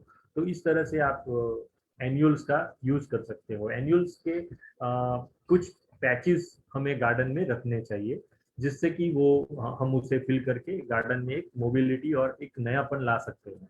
दे are very attractive and for creating a good effect you must plant annuals in a large quantity or according to size of your garden। आपके साइज के हिसाब से कुछ लंबे, जैसे ये पिक्चर में बताया गया है कि एक ग्रुप में आप उसे प्लांट कीजिए, नॉट अ स्पासिव प्लांटिंग, एक यहाँ लगाया एक उधर लगाया, ऐसा नहीं, उसे ग्रुप में आप प्लांटिंग करिए, so that will give you a very good mass effect. तो एक गार्डन की मास इफेक्ट देने के लिए वो एक बहुत ही अच्छा है। उसमें आप कलर जो है, कलर कॉम्बिनेशन आप उसे बना सकते हैं, जैसे कि व्हाइट है, किसी भी कलर के साथ वो अच्छा कॉन्ट्रास्ट इफेक्ट दे सकता है। तो कलर व्हील का आप यूज कर सकते हो। तो ऐसे कलर व्हील आप सर्च करेंगे तो उसमें ऑपोजिट जो सामने सामने कलर है उसके कलर्स के हिसाब से आप उसे कर सकते हो। तो इस तरह से एनुअल्स का बहुत अच्छी तरह से यूज कर सकते हो। As a pot plant use कर सकते हो, as a hanging basket use कर सकते हो, and also as a bedding plant. Bedding plant garden में एक bedding plant, as a bedding plant आप उसे यूज कर सकते हैं। यहाँ हमने अल्जीनिया लाइनरिस यूज किया है हमारे गार्डन में as a bedding plant. So that looks very beautiful. जब वो फ्लावरिंग में आते हैं तो दे लुक्स वेरी ब्यूटीफुल, बहुत एकदम जैसे कि फ्लावर की चादर बिछा दी हो, इस तरह से आपको उसका लुक लगता है। तो एनुअल्स का अपना एक गार्डन में इम्पोर्टेंस है। They require skill, they require also planting skill, थोड़ी आपको उसके लिए चाहिए कि आपको जो उसकी प्रिपरेशन है, लैंड प्रिपरेशन आपको एडवांस में करनी पड़ेगी। उससे पहले लगाने से पहले आप फर्टिलाइजर और आप थोड़ा सा डीएपी और पोटेशियम उसके अंदर मिक्स कर दीजिए। ऑर्गेनिक मैन्योर यूज कर सकते हैं आप, वर्मी कंपोस्ट मिक्स कर दीजिए और उसे पानी दे दीजिए। फिर आप उसको थोड़ा वेदर होने दीजिए 3-4 दिन, और बाद में आप या वीक, और उससे पहले आप प्रिपरेशन कर दीजिए और फिर सीडलिंग्स लाके लगाइए आप। तो इस तरह से आप उसकी प्रिपरेशन कर सकते हैं। और प्लांटिंग की बात करें तो एनुअल्स का प्लांटिंग हमेशा आफ्टरनून में करना चाहिए। कोई भी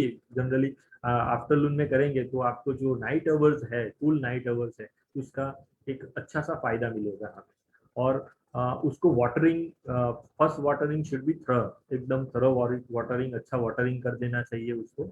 और आफ्टरनून में प्लांटिंग करना चाहिए, जिससे कि उसे कूल नाइट्स में एस्टेब्लिशमेंट के लिए टाइम मिले। और अगर मॉर्निंग में करेंगे तो आफ्टरनून का वो सन है उससे शॉकिंग इफेक्ट होगी, क्योंकि सीडलिंग्स आर वेरी स्मॉल। और जब आप घर पे बनाते हो तो सीडलिंग्स का एक डेफिनेट स्टेज होता है कि 4 ट्रू लीफ स्टेज, उसके 4 मेन लीफ स्टेज आते हैं, तो उसे जनरली विद इन 25 डेज वो आ जाते हैं। तो वो उसका बेस्ट टाइम है, उससे आपको यूज वो टाइम में आप उसे ट्रांसप्लांट करिए और आफ्टरनून में ट्रांसप्लांट करिए। अगर ट्रांसप्लांटिंग करना हो, आपकी खुद की नर्सरी है, आपने कुछ पॉट में प्लांट सीड्स उगा के सीडलिंग्स बनाए हैं, तो पहले उसे पानी दे दो, 2-3 घंटा पहले पानी दे दो आप, तो वो टर्जिड हो जाएंगे। फिर आप उसको आफ्टरनून में अप्रूव करके फिर ट्रांसप्लांट कीजिए। देन हर्बेसियस पेरेनियल, ये भी एक बहुत बड़ा ग्रुप है। They are many types of herbaceous perennial and they can grow in a different environment, right? So those are the herbaceous perennials. They are the plants which do not have woody stem, उसकी woody stem नहीं होती है, बहुत green colour की very tender उसकी stems होती है, but they are having a very good foliage, flowers, तो बेडिंग में वो बहुत ही अच्छे काम आते हैं। कुछ हर्बेसियस पेरेनियल्स ऐसी है जैसे कि कोलियस है, डेजी है, वर्बेना है, गोल्डन रोड है, तो उसे आप क्रिजेंथीमम है, एक एंजेलोनिया है, उसे एक बार आप गार्डन में इंट्रोड्यूस करोगे तो उसके कटिंग से उसके साइड्स में सकर्स निकलते हैं, उससे आप उसे एक जगह से दूसरी जगह पे उसे ट्रांसप्लांट कर सकते हो और बढ़ा सकते हो। और ये जो हर्बेसियस पेरेनियल्स है, they require sometimes tree transplanting, उसे ट्रांसप्लांटिंग की जरूरत है। कॉलियस एक बहुत बड़ा ग्रुप है, lot of varieties are there, you have huge quantity of huge varieties, selection है उसका, वेराइटल सिलेक्शन है पर्टिकुलरली कॉलियस में, बहुत सारे ब्राइट कलर्स आते हैं और they require a semi shade condition, बड़ा सेमी शेडी कंडीशन चाहिए। इसमें भी आप देखेंगे तो बहुत सारे ऐसे हर्बेसियस पेरेनियल्स है जिसे लाइट कम चाहिए, तो उसे आप यूज कर सकते हो। जैसे बहुत सारे ऐसे ट्रेलिंग टाइप के हर्बेसियस पेरेनियल्स है, जैसे कि कैलिसिया रेपेंस है, मनी प्लांट है, वो भी उसमें आप यूज कर सकते हो, तो वो हैंगिंग बास्केट में है, उसमें बहुत अच्छा काम करता है। क्रिजेंथीमम जो हम गुलदाउदी कहते हैं, बहुत huge selection, lot of varieties are there and they are very best for pot plant as well as bedding plant. बहुत अच्छी तरह से उसे आप एक बार आपने इंट्रोड्यूस कर दिया तो आप वो चलती रहती है, उसे आप फिर से आप यूज कर सकते हो। एंजेलोनिया जो पर्पल कलर के फ्लावर्स है, ड्वार्फ आती है उसमें, वो भी बहुत अच्छा है।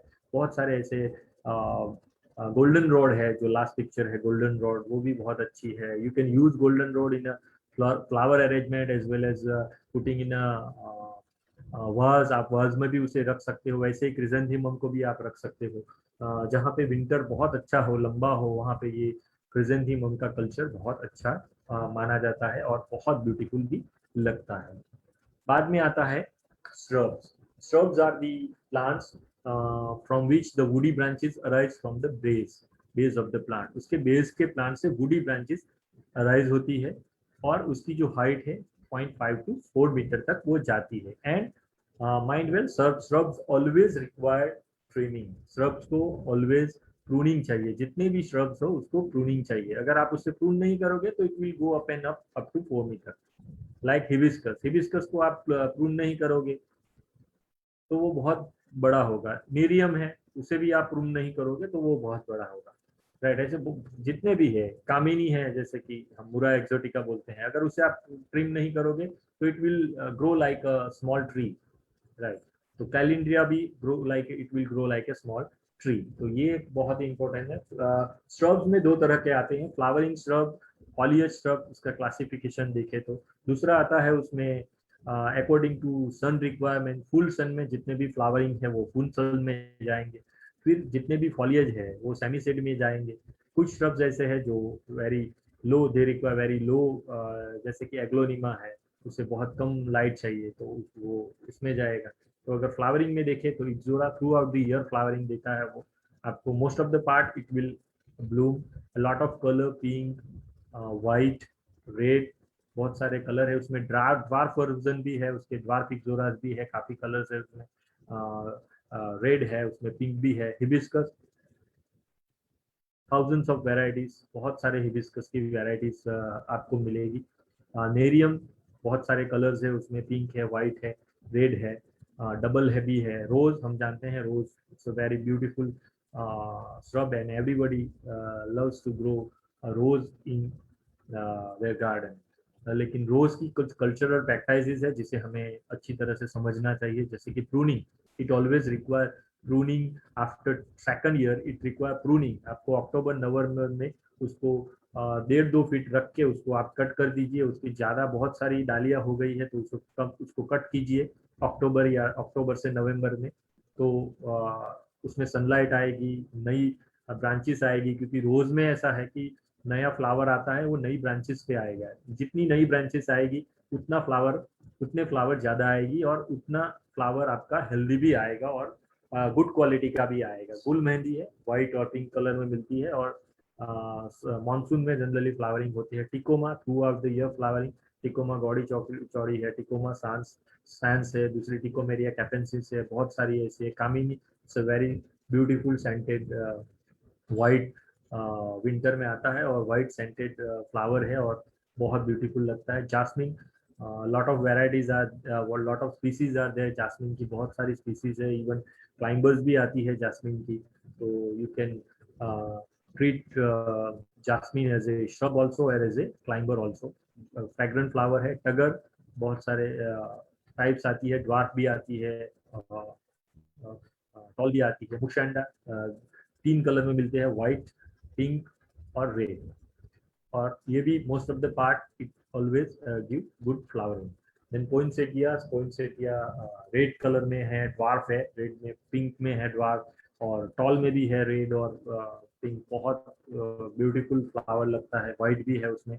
जेट्रोफा पिंक और रेड है, वो भी through out the year flowering देता है। जैकोबिनिया जो शेड में अच्छा फ्लावरिंग देता है। हाइड्रेंजिया जहाँ टेम्परेट क्लाइमेट है, जहाँ कूल क्लाइमेट है, वहाँ पे वो अच्छा है। कैलियंड्रा एक बहुत अच्छा हार्डी प्लांट है, पाउडर पफ भी कहते हैं उसे। अगर फॉलिएज में हम देखेंगे तो क्रोटोन है, ट्रेसिना है, बहुत सारी वेराइटीज है क्रोटोन में, ट्रेसिना में, प्लूमेली में। मैनीहॉट एस्कुलेंटस है, यूफोरबिया है जो रेड कलर के फॉलिएज है। डाइफनबेकिया है जो पॉट प्लांट में भी बहुत अच्छा लगता है। Aglaonema very good indoor pot plant.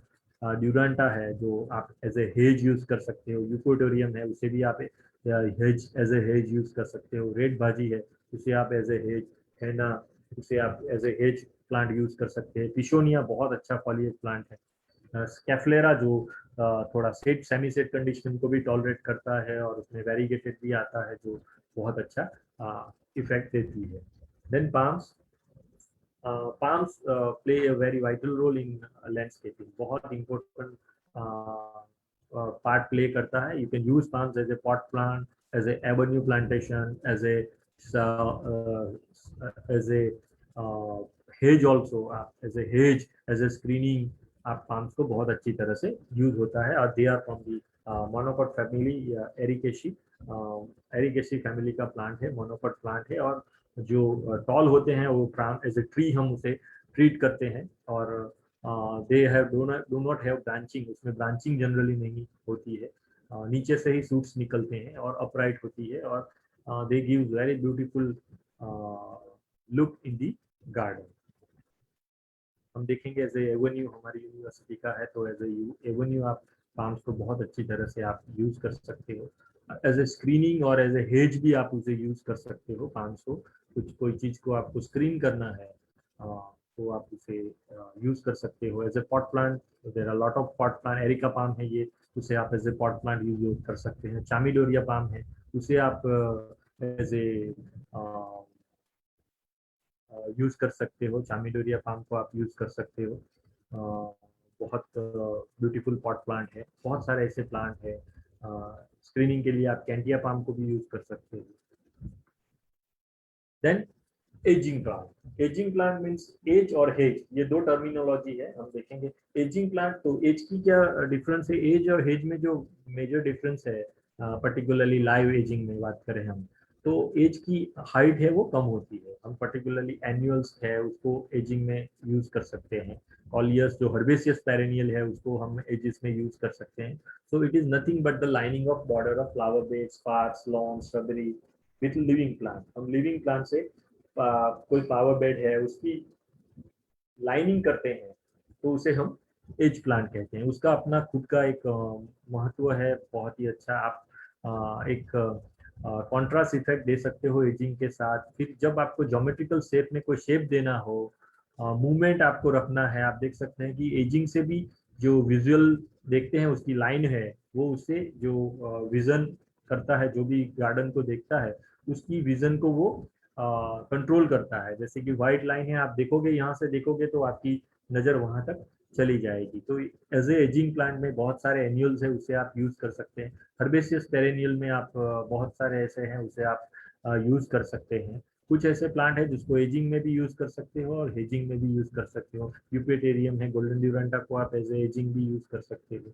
कॉलियस है, उसे आप टॉल ग्रो होने दो तो आप एज ए हेज भी उसे यूज कर सकते हो। एज ए एजिंग प्लांट भी उसे आप यूज कर सकते हो। तो उसका भी एक अपना खुद का महत्व है। एजिंग का, एजिंग क्या है कि बाहर से उसका विजन हम आए किसी भी कि अंदर का जो प्लांट है तो उसे विजुअली देख सके, उसे एक अच्छा लुक देने के लिए हम उसे करते हैं। जैसे कि एनुअल्स का कोई बेड हो तो उसमें उसकी कैनोपी जितनी हाइट की एजिंग कर दो तो उसमें से जब फ्लावरिंग ऊपर आएंगे तो वो आप क्रॉस में देखेंगे तो it will look very beautiful. तो इस तरह से वो यूज कर सकते हैं। हम जानते हैं कि एजिंग का क्या काम है, कि एजिंग प्लांट बहुत नजदीक नजदीक ग्रो होते हैं और जो लॉन है उसे अगर हम उसका विजन ब्रेक करना चाहे, हम लॉन को ब्रेक करना चाहे तो उसके लिए एजिंग बहुत ही काम का है।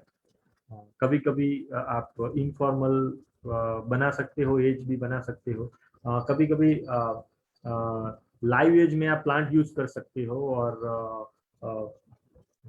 डेड में आप उसे कुछ लाइनिंग आप कोई पत्थर से कर सकते हो। काफी ऐसे कर्ब स्टोन्स आते हैं उसे यूज कर सकते हो। तो इस तरह से भी आप यूज कर सकते हो।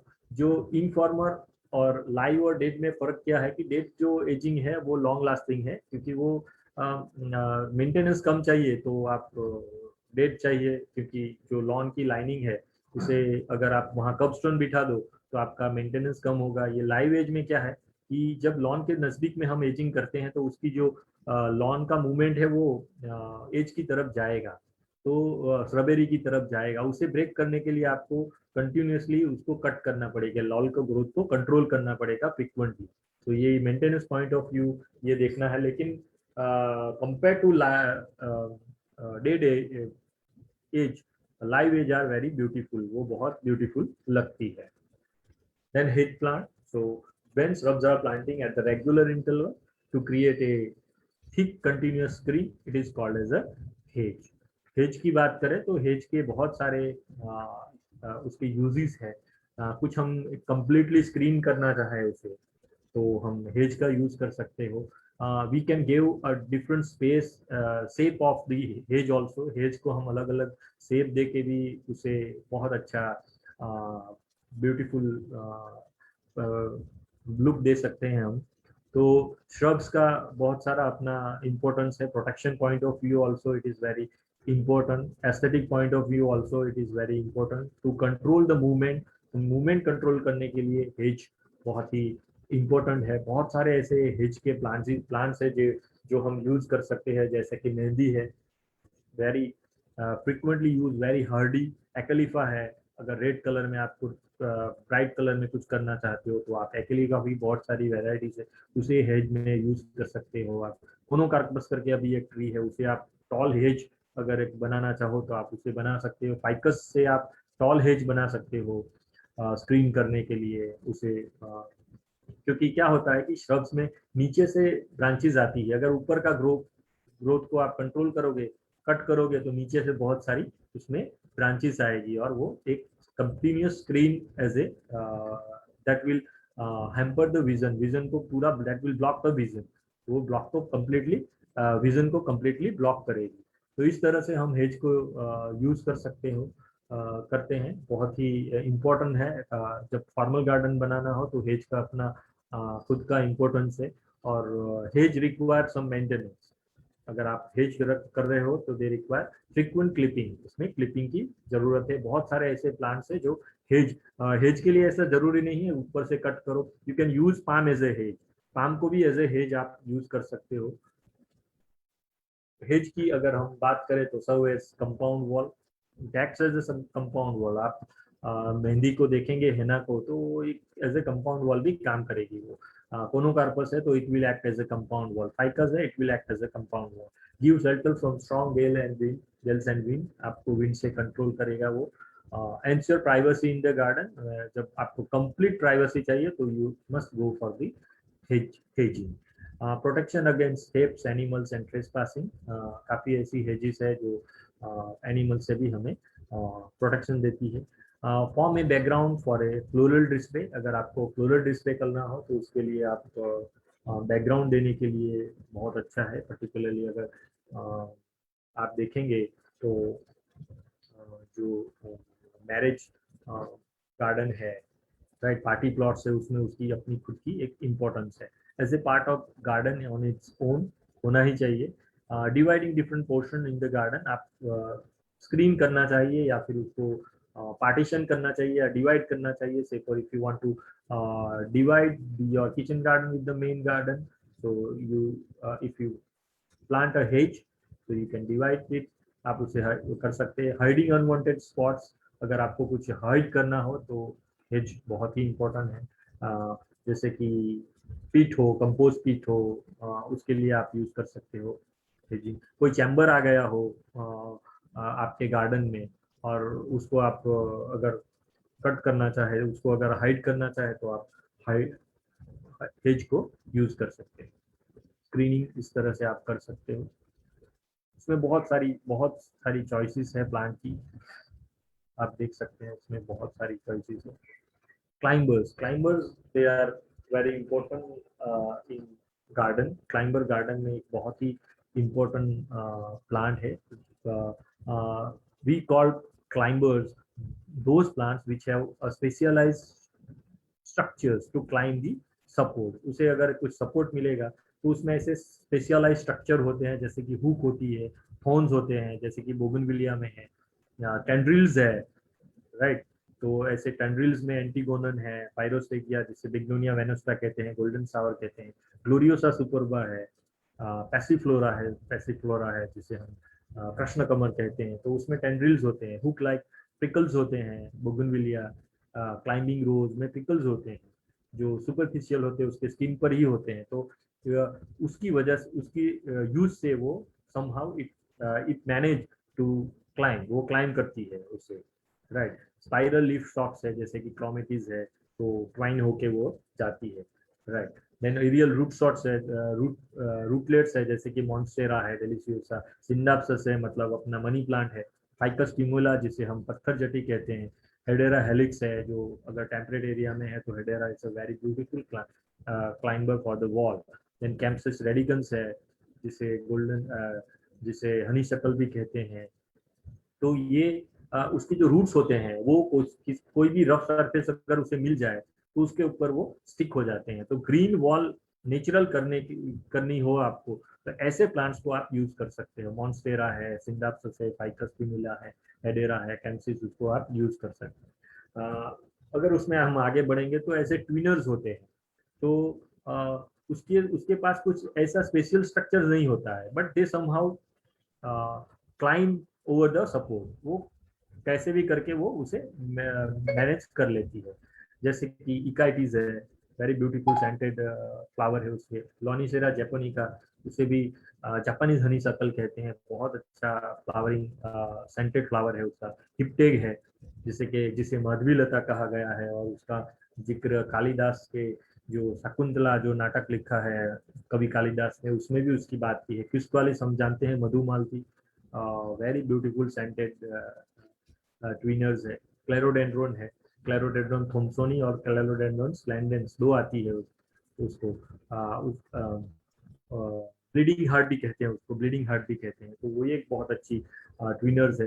क्रीपर्स है कुछ जो इर्द गिर्द कुछ ही वर्टिकली घूम घूम के वो चढ़ जाती है, लेकिन उसकी स्टेम जो होती है वो काफी वीक होती है, और ये ग्राउंड कवर में भी चलती है वो ग्राउंड, जैसे कि वेडेलिया है।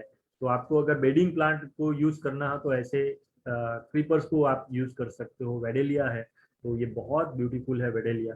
एसिस्टेशिया एक ऐसी है जो throughout the year flowering ये दोनों देते हैं। आइपोमिया बाइलोबा जो ऐसे जनरली जहाँ सॉल्टी सी शोर के बाद बाहर मिलती है, लेकिन एक बहुत अच्छा हार्डी, सपोज ये जो है वेडेलिया है, एसिस्टेशिया है, आइपोमिया है, नीचे मिट्टी इतनी अच्छी नहीं हो, कम हो, ऐसे एरिया में भी अगर आप उसे ग्रो करना चाहे तो आप उससे ग्रो कर सकते हो। ये ब्लू मॉर्निंग ग्लोरी है जिसे आइपोमिया कहते हैं। स्वीट पी है जो एनुअल है, जो स्क्रीनिंग में बहुत अच्छी, आप अगर आपके पास टेंड्रिल्स है उसके, कोई जाली है तो जाली पे आप उसे ट्रेन करना चाहो तो विंटर में बहुत ब्यूटीफुली, जहाँ ठंड अच्छी हो वहाँ स्वीट पी बहुत ब्यूटीफुल लगता है। देन ब्लैक आई सुजान थनबर्जिया अलाटा है, बहुत अच्छी क्लाइंबर है ये, येलो कलर के फ्लावर्स देती है और बहुत ब्यूटीफुल है। हम जानते हैं scindapsus aureus, it is the one of the best plant, right. Indoor plant में सबसे अच्छा प्लांट है। आप उसे नीचे पॉट में आप किसी सपोर्ट पे या फिर आप उसको मॉस स्टिक पे भी ट्रेन कर सकते हो, आप उसे हैंगिंग बास्केट में भी ट्रेन कर सकते हो, आप उसे in a bottle filled with water उसमें भी आप उसे ट्रेन कर सकते हो इंडोर, उसे आप वॉल पे भी ट्रेन कर सकते हो। तो बहुत ही पोटेंशियल प्लांट है, बहुत easy to maintain as well as easy to grow. ये बहुत ही अच्छा है। ये तो आप कहीं भी आप आपके रूम में कहीं भी ग्रो कर सकते हो आप उसे। फिलोडेंड्रोन है, बहुत सारी इसकी वैरायटीज होती है फिलोडेंड्रोन की, आप यूज कर सकते हो as a train on the moss stick पे आप उसे ट्रेन कर सकते हो। Okay, और sir, बहुत okay, सारी sir. वैरायटीज होती है इसकी। Okay, sir, sorry to interrupt you. You have to finish your session in next 2 to 3 minutes. Okay okay. Bougainvillea है, बहुत beautiful pot plant as well as climber. उसको आप ट्री के पास लगाओगे तो वहाँ भी वो मैनेज कर जाएगी, उसके ऊपर भी वो चली जाएगी। You can use arches and pergola arbours पे उसे आप ट्रेन कर सकते हो क्लाइंबर्स को, इस तरह से आप उसे ट्रेन कर सकते हो। हाँ, बल्बस प्लांट का अपना एक ग्रुप है। Those are plants which are propagated by underground modified stems, जिसे हम बल्बस कहेंगे। बहुत कॉम्स, ट्यूबर्स होते हैं, राइजोम्स होते हैं, बल्ब्स होते हैं, उससे वो प्रोपेगेट होते हैं। और एक बार आपने इंट्रोड्यूस किया तो आप उसे बहुत लंबा समय तक आप उसे यूज कर सकते हैं। डहालिया है, वेरी ब्यूटीफुल ग्लैडियोलस, जिसे ग्लैड कहते हैं। Freesia, amaryllis, tuberose, zephyranthes, crinum, lilium, canna, iris, caladium, heliconia, football lily, spider lily, day lily, बहुत सारी ऐसी वेराइटीज है जो आप यूज कर सकते हो एज ए बल्बस प्लांट। इसका भी अपना है, as a pot plant use कर सकते हो। सेकंड पिक्चर में बर्ड ऑफ पैराडाइज है, थर्ड में ग्लैडियोलस है, हेलिकोनिया है, नीचे गोल्डन टॉय, ट्यूलिप्स है अगर टेम्परेट एरिया है तो, कैना एक बहुत ही हार्डी है, और लास्ट पिक्चर है tuberose, that is very important, बहुत ही ब्यूटीफुल सेंटेड बल्बस प्लांट है। आप उसकी स्टिक को कट करके आप अपने वाज में भी आप उसे डेकोरेट कर सकते हो। ट्रीज है, trees lot of varieties are there, trees which grows up to height of 12 feet और मोर, उससे ज़्यादा आ जाएगी उसे हम ट्रीज कहेंगे।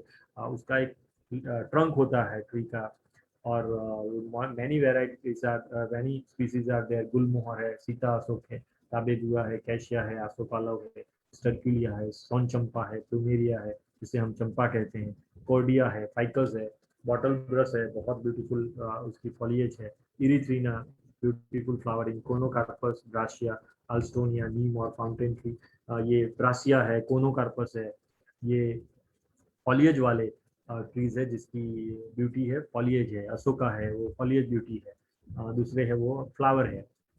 ये सब ट्रीज है, उसे आप यूज कर सकते हो। There are two group, small trees and large trees, जैसे कि कॉर्डिया है, प्लूमेरिया है, उसे हम स्मॉल ट्रीज है। कैक्टी एंड सक्यूलेंट एक बहुत बड़ा ग्रुप है नावेडेज। इंडोर सक्यूलेंट की भी बहुत बड़ी बात है। They are the having a xerophytic nature and they require very little of water, जैसे कि फर्स्ट पिक्चर है अगेव है, दूसरा है परक्रिया है, हेवोर्किया है, थर्ड है, देन केलांचो बहुत beautiful nowadays lot of varieties are there. सेंसिवेरिया है, उसे भी आप यूज कर सकते हो. कॉटिलिडोन है, एचिवेरिया है, उसे आप यूज कर सकते हो. सीडम है, हैंगिंग बास्केट में बहुत अच्छा है, तो उसे आप यूज कर सकते हो. कैक्टस है, बहुत कलर्स के आते हैं उसमें, क्राफ्टेड कैक्टस भी आते हैं, उसे आप यूज कर सकते हो. Lawn itself is a very huge subject. It's a green cover, ground development with the perennial grasses, that is called as a carpet of the grass. बहुत इम्पोर्टेंट है वो गार्डन में. और कहा जाता है कि 60% जितना एरिया लॉन के लिए डेडिकेट होना चाहिए. It improves the appearance of the house, enhance its beauty, increase convenience and usefulness. Sports as a use कर सकते हैं, एज ए रिक्रिएशन भी यूज कर सकते हैं. इट प्रोवाइड्स परफेक्ट सेटिंग, आपका बेड बॉर्डर्स वगैरह को ये प्रोवाइड करता है. Spiritual value of their particular area and charm और प्राइड भी वो बढ़ाती है. बहुत सारे ऐसे ग्रासेस है, दो तरह के ग्रासेस होते हैं, कूल सीजन ग्रासेस और वार्म सीजन ग्रासेस. हमारे यहाँ ज़्यादातर वार्म सीजन की ग्रासेस यूज करते हैं, जैसे कि बरमोडा हाइब्रिड सिलेक्शन 1 है, कोरियन ग्रास है, जोइसिया है, सेंटीपीड ग्रास है, एक्सोनोपस जिसे कार्पेट ग्रास भी कहते हैं, स्टैंडर्डोफोरम सिकंडेटम जिसे हम सेंट अगुस्टिन ग्रास कहते हैं, टीप ड्वार्फ है जो बरमूडा की वैरायटी है. तो बहुत सारे ऐसे ग्रासेस है जिसे हम यूज कर सकते हैं. ऑर्नामेंटल ग्रासेस की बात करें तो around the pool area, fountain area, erosion control के लिए और मिक्स प्लांटिंग में ये बहुत अच्छा ब्लेंड देती है. तो ये भी आप यूज कर सकते हो. उसमें बहुत सारी एग्जांपल्स है. जाइंट रीड जिसे अरुंडोडोनिक्स भी कहते हैं, वेरीगेटेड लीफ होते हैं, वो ऐसे मार्सी एरिया में भी ग्रो हो सकता है. बाम्बू ग्रास का यूज कर सकते हो. Pennisetum is a very beautiful itself, it is called as a red fountain grass, उसी में वाइट भी आती है. पंपास ग्रास यूज कर सकते हो ऐसे सॉल्टी एरिया में. वेटिवेरी को यूज कर सकते हो, जिसकी मेडिसिनल वैल्यू भी है. अगर हम एग्जीक्यूशन की बात करें तो इस पिक्चर में देखेंगे ये हमारी यूनिवर्सिटी की एक साइट है. इनिशियल साइट कैसी थी और आफ्टर एग्जीक्यूशन कैसी है. तो जितने भी आपके गार्डन के प्रिंसिपल्स है वो है, आप उसे अप्लाई करोगे तो ये पॉन्ड बनाया है पीछे, आप लास्ट पिक्चर में देखेंगे तो पानी कलेक्ट होके वो पॉन्ड में जाता है, फिर पॉन्ड में से कलेक्ट होके ड्रेन में चला जाता है. तो इस तरह से आपको आप कर सकते हो. उसमें लेवल की बात करें तो जो एग्जिस्टिंग ग्रेड है आप देखेंगे तो इस तरह की लैंड है, उसे एक प्लेन में लाने के लिए लेवल करना बहुत ही इम्पोर्टेंट है. Itself it require lot of skill आपको चाहिए, क्योंकि ड्रेनेज बहुत ही इम्पोर्टेंट है गार्डन में. ड्रेनेज का अपना खुद का इम्पोर्टेंट है. Without good drainage a successful garden can not be prepared. एक अच्छा ड्रेनेज होना चाहिए, उसमें एक अच्छा सी कुछ ढलान होनी चाहिए जिससे कि पानी ड्रेन की तरफ निकल जाए. इस तरह से आप प्लांटिंग प्लान बना सकते हैं. उसमें प्लांट को कोडिंग करके उसमें कितनी क्वांटिटी चाहिए उसकी वो कैलकुलेट कर सकते हो आप प्लांट सिलेक्शन के बाद. और प्लांट सिलेक्शन इनिशियल ही आपको लिस्ट बना लेना चाहिए आपके एरिया के हिसाब से, हाउ मेनी प्लांट्स और गार्डन की साइज के हिसाब से कितने प्लांट आप यूज करोगे. उसमें क्लाइंट की चॉइस भी आ जाती है और उसके हिसाब से इस तरह का आप ड्राइंग बना के उसमें कहाँ कितने प्लांट लगेंगे आप according to scale drawing you can calculate. इस तरह से आप देखेंगे. मैन्युअली भी आप कर सकते हो. ये एक छोटा सा गार्डन है जो डिजाइन किया था, तो उसमें आप इस तरह से आप अलग अलग प्लांट का लिस्ट कर सकते हो और उसे किस तरह से आप उसको नावेडेज लॉट ऑफ सॉफ्टवेयर आते हैं. ये मैंने काफ़ी आगे बनाया था. इस तरह से ये हमारा रूफटॉप गार्डन है, तो उसका इस तरह से आप कॉन्सेप्ट बना सकते हो को कहाँ कौन सा प्लांट लगाओगे. तो इस तरह से आप एक रूफटॉप का भी डिजाइनिंग कर सकते हो. लॉन की बात करें तो लेवलिंग बहुत ही इम्पोर्टेंट है. लेवलिंग के बाद क्लॉड्स है कुछ ऐसे टेबल से उसे क्लीन करके उसका फाइन लेवलिंग इस तरह से आप कर सकते हो मैन्यूअर सब मिक्स करके. और फिर रोलिंग बहुत ही इम्पोर्टेंट है जो एक अच्छा सा टेक्सचर देता है. राइट. तो इस तरह से आप ग्रो कर सकते हो.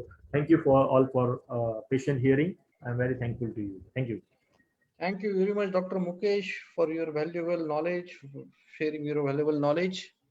You have given a very important information regarding plants, climbers, trees, shrubs. Thank you very much once again. Now this forum is open for the question and answer session. we are almost in a condition to wrap up the sessions. And before starting the session, question and session, I request all the participants, those who have any question, any query, please free to ask to INA before putting your comments in the chat box. INA is taking a lot of efforts for bringing these webinars up to you. This is an 46th webinar continuously without any hurdle INA is taking. So we need your support, your suggestions, your feedback, your guidance. So on behalf of INA, I will request all the participants, those who want the specific area of horticulture, floriculture, landscaping, please let us know. We have shared the feedback form in chat. You will get a link in chat. आप chat में जाके feedback form को cover कीजिए and हमको इत्तला कीजिए कि आपको क्या चेंजेस चाहिए. यहाँ पे बहुत सारे बिगिनर्स है, बहुत सारे प्रोफेशनल लोग हैं, कुछ लोग ऐसे जो नॉलेज चाहना चाहते हैं, सोसाइटी के लिए कुछ करना चाहते हैं, कुछ प्लांट्स लगाना चाहते हैं. So we have to take care of everyone. So be patient and we are open to accept your suggestions. So it's my humble request to all the participants कि एफर्ट्स लेते हैं, जो भी स्पीकर्स आते हैं अपना प्रिपरेशन करके आते हैं, अपना मूल्यवान टाइम हम आईने को दे रहे हैं. तो मेरी सभी से गुजारिश है कि आपको जो भी कुछ चाहिए, ये आईने इज ओपन, आप हमें संपर्क कीजिए, हम आपके लिए वी आर टेकिंग और will do all the things which are necessary. So is there any question from participants? So I am please free to ask. Is there any question from the participants?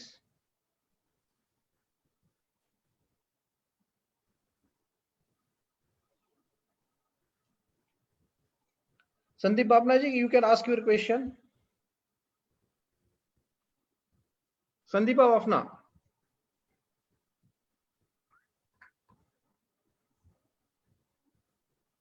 Sandeep Bhavna, please ask your question. Please unmute yourself. Please unmute yourself. Sandeepa madam, please unmute yourself. Hello. Yeah, please. Can you listen me? Yeah. Thank you, sir. Thank you so much. It was a very informative and nice session. I want to ask question to Mr. Patel. That can he give a list of plants for shade loving and for all your flowering plants? Ma'am, I have given my mail address also. You can mail me. I will send you the list. If you will think that shade-loving plants, there are a lot of shade-loving plants are there. All the foliage plants, most of the foliage plants, you can grow them in a semi-shade condition. But if there is a more shade, then you must go for aglaonema, money plant as a ground cover. Then lot of turtle vine, these type of plants you can grow, and in open any flowering shrub you can grow in open. आप open में कोई भी flowering shrub आप grow कर सकते हो आप. पूरे साल भर आने वाले फ्लावरिंग प्लांट्स भी कुछ चाहिए थे मुझे. उसमें आप इक्जोरा ले सकते हो, मुशंडा ले सकते हो. That tecoma is a very beautiful plant. Hibiscus है जो throughout the year. Rose you can consider throughout the year. Jatropha है, उसे आप थ्रू आउट द ईयर आप उसे फ्लावरिंग में ले सकते हैं. उसके ये बहुत सब सारे बड़े हैं, बड़े. हाँ, तो मुझे थोड़े से मतलब श्रब्स टाइप में चाहिए थे जो कि हम बॉर्डर में लगा सकते हैं. बॉर्डर में लगाने के लिए you can go for dwarf ixora, angelonia, it's very beautiful. Dwarf टगर यू कैन कंसीडर, ड्वार्फ टगर आप ले सकते हैं. देन डेजी, जिसे एस्टर अमेलस कहते हैं, माइकल मिस डेजी भी कहते हैं, उसे आप यूज कर सकते हो. आप गोल्डन रोड को आप यूज कर सकते हो, उसे यूज कर सकते हो. आप कोलियस को भी आप इस तरह से ट्रेन कर सकते हो. ड्वार्फ जो वैरायटीज है उसे आप यूज कर सकते हो. दूसरे एजिंग प्लांट में हर्बेसियस पेरेनियल ग्रुप में जो है ना, मैंने बताया है प्रेजेंटेशन में, वो सब आप यूज कर सकते हो. Okay sir, thank you so much sir. आपका अगर नंबर शेयर करेंगे तो अगर कुछ किया है, मैंने शेयर किया है already. Please check in chat madam. Okay. Thank you Sachin sir, thank you so much. There is a one question from Mr. Sid. Yes sir, मैं पूछना चाहता हूँ कि जब हम लैंडस्केपिंग करते हैं तो लैंडस्केपिंग के डिजाइन 2D और 3D में बनाने के लिए कोई ऐसा सॉफ्टवेयर है क्या जिससे हमें बहुत इजीली हम उसको देख पाए और खुद कस्टमर को दिखा पाए? मतलब हम 2D तो विजुलाइज तो कर लेते हैं, लेकिन उसको दिखाने के लिए 2D 3D में कोई इजी सॉफ्टवेयर है क्या? 2D में आप है ना ऑटो कैड में काम कर सकते हैं। सर ऑटोकैड तो थोड़ा सा डिफिकल्ट हो गया, उसके अलावा अभी तो डिफिकल्ट नहीं है सर, इजी कुछ नहीं है, सीखेंगे तो नथिंग इज डिफिकल्ट। आपको कोशिश करनी पड़ेगी। तो प्लांट लगाना बहुत आसान लगता है, मैंने मेरे स्पीच में वही कहा, प्लांट लगाना बहुत आसान है, लेकिन वो जब काम करने को आता है तो it's looks very difficult. So you start with the CAD, then you go for the 3D। Okay. Sachin sir, या please. Sachin sir, this is Lalit. Sir, thank you so much. Sachin sir, मेरा question आपसे है और I think Mukesh sir भी जवाब दे सकते हैं। मैं बिलोंग करता हूँ बेसिकली जोधपुर वेस्टर्न राजस्थान से, राइट, जहाँ पे एक तो climatically condition is very very harsh. यहाँ पे 50 और 50 प्लस टेम्परेचर भी जाता है, और विंटर के टाइम में हमारा यहाँ टेम्परेचर 5 और 5 से भी कम रहता है।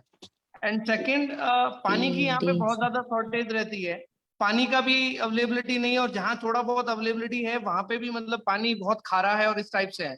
बट अगेन अभी काफी बड़े बड़े इंस्टीट्यूट्स यहाँ वेस्टर्न राजस्थान में आ रहे हैं, और जोधपुर में भी यदि मैं बात करूँ IIT एम्स वगैरह एंड ऑल, हम लोग यहाँ पे कुछ इंस्टीट्यूट्स में काम कर रहे हैं, तो हमारे को लैंडस्केपिंग में मतलब बहुत ज्यादा डिफिकल्टीज आती है। सबसे बड़ा तो सर्वाइवल का हमारे लिए गेम रहता है कि कौन सा प्लांट लगाएं नहीं लगाएं। थोड़ा इसके लिए हमारे को कुछ गाइड करेंगे आप, मतलब कि बेसिक हमें किन चीजों का ध्यान रखना चाहिए जहां हम इतनी हार्श और इतनी वर्स्ट क्लाइमेट में जहां रह रहे हैं, और still we are planning to create some good landscape and all. Sir please. पहले तो ललित साहब, मैं पहले एक चीज कहूंगा, where there is a will there is a way. आपकी Agree. इच्छा है तो आप डेजर्ट को भी you can have a oasis, तो वो बन सकता है। Just we Sir, did the one इसी project near Udaipur in a very worst condition. तो आपको ओके, थोड़ा सा है ना कि you have to be very cautious about the temperature level, soil quality, water quality. Rajasthan में जी, जो प्रॉब्लम हमने देखे that is related to water, that is a high pH. तो उसमें राइट, प्लांट्स खराब हो रहे हैं। एंड कुछ एरिया में ऐसा है कि there is a lot of water holding capacity of ये।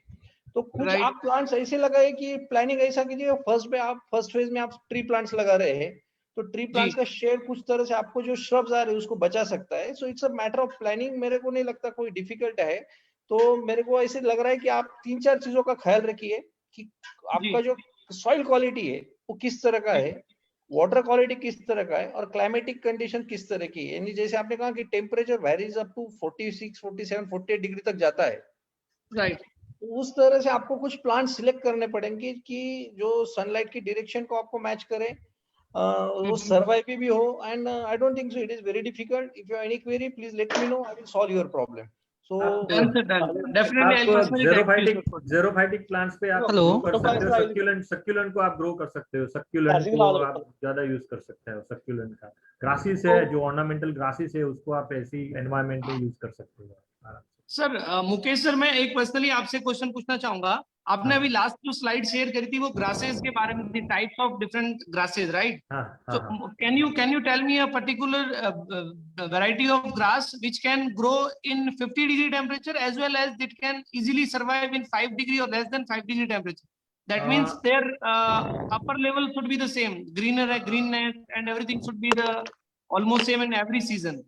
एक्चुअली हमारी साइनाडोन है ना, वही अच्छी तरह से सरवाइव करती है, लेकिन विंटर में जब 5 डिग्री हो जाता है तो उसे थोड़ी शॉक लगती है। तो ये एक प्रॉब्लम है। लेकिन ग्रास कोई भी हो, उसे पानी चाहिए। Grass always Right. Require water. Okay. तो पानी की क्वालिटी अच्छी है आपके पास, तो आप ग्रास का एरिया बड़ा बड़ा बड़ा बड़ा रख सकते हैं, या तो फिर Sir, आपको ग्रास को थोड़ा कम any hardy variety which you can suggest, any one variety?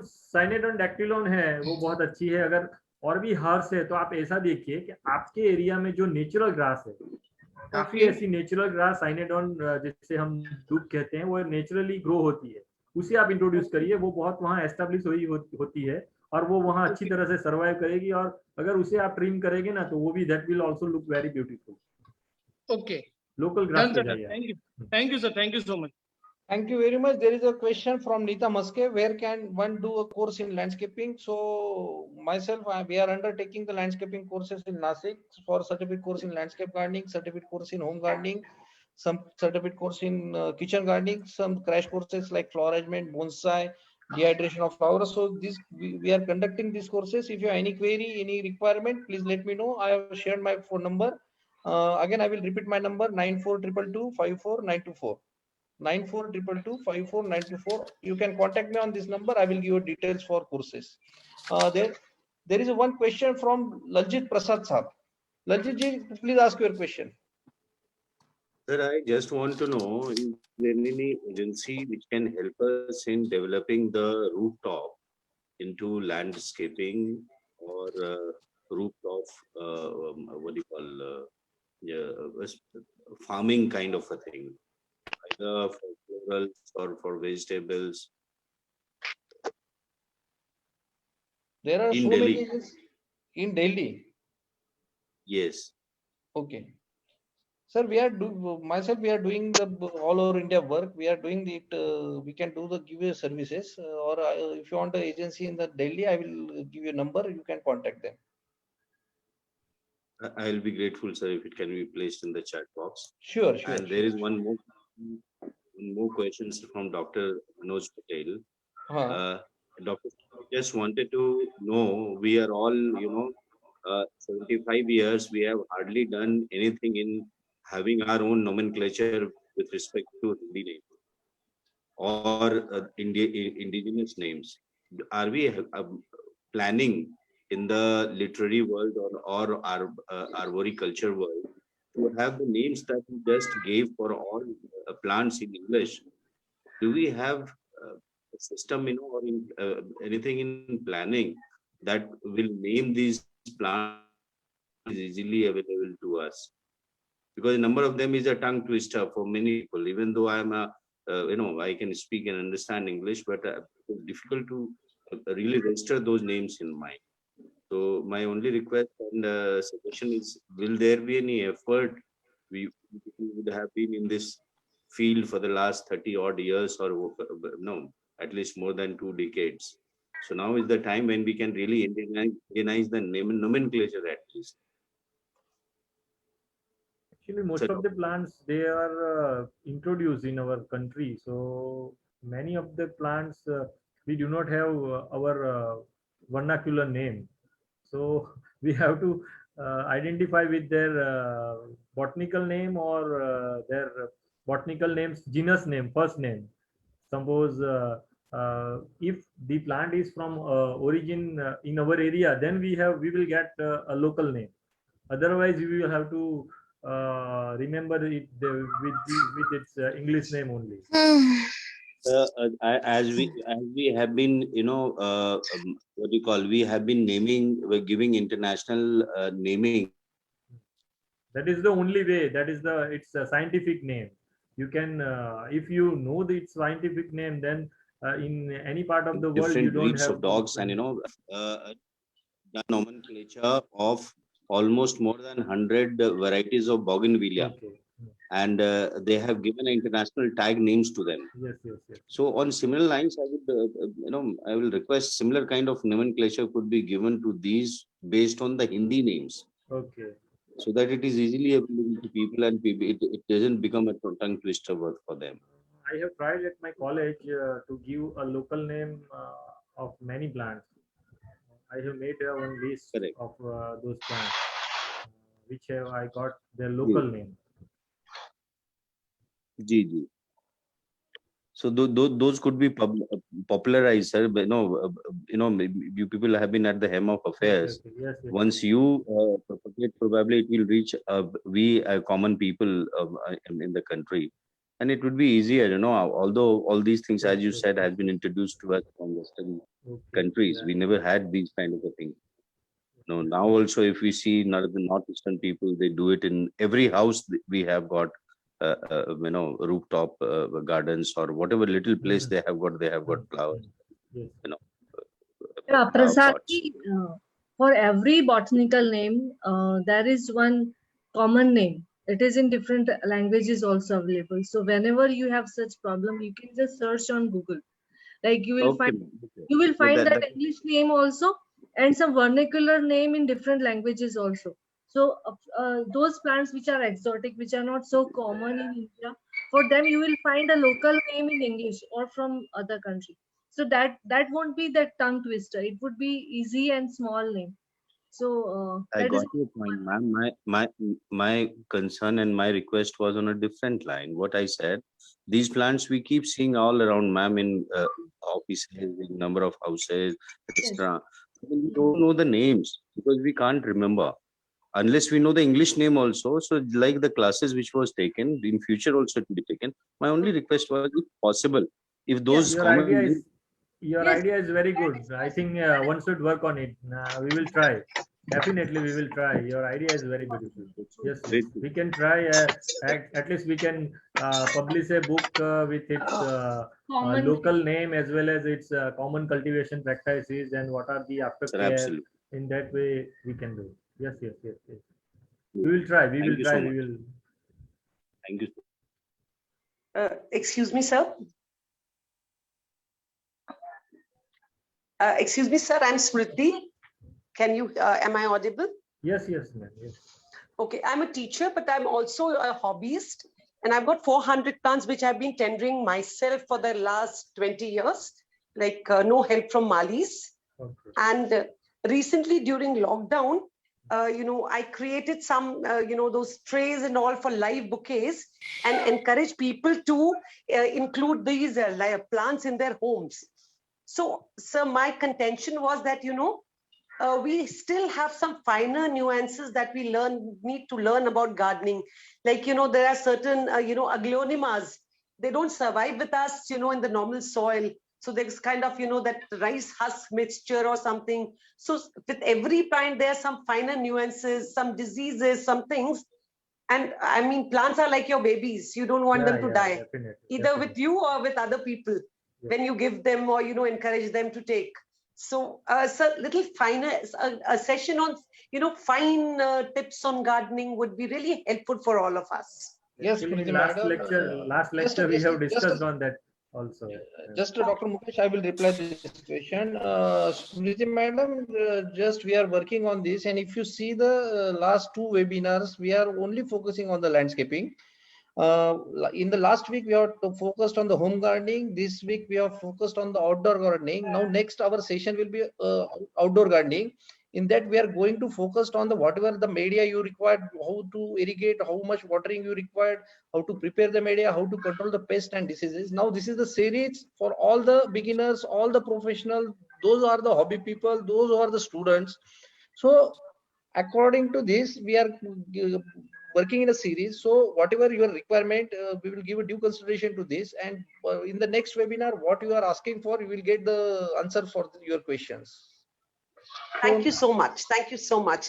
Probably I'll come back to you for that course also, some courses. Yeah, be connected with INA webinars. You will get 100% knowledge. This is the 46th webinar continuously we are doing, and we are getting good feedback from all of you people. So thank you very much for joining with us.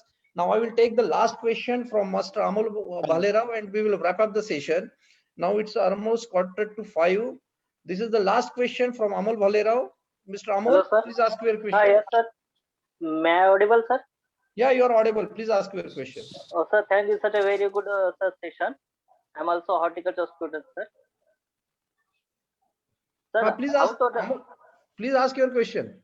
Sir, how to register for the landscaping gardening for business purpose? For business purpose. No, if you want to do a private course, you are a horticulturist, na? Yeah. So do not means necessary. I'm not able to. You don't require to register. Do not require any registration. You can register you with INA. You can register with the nursery association.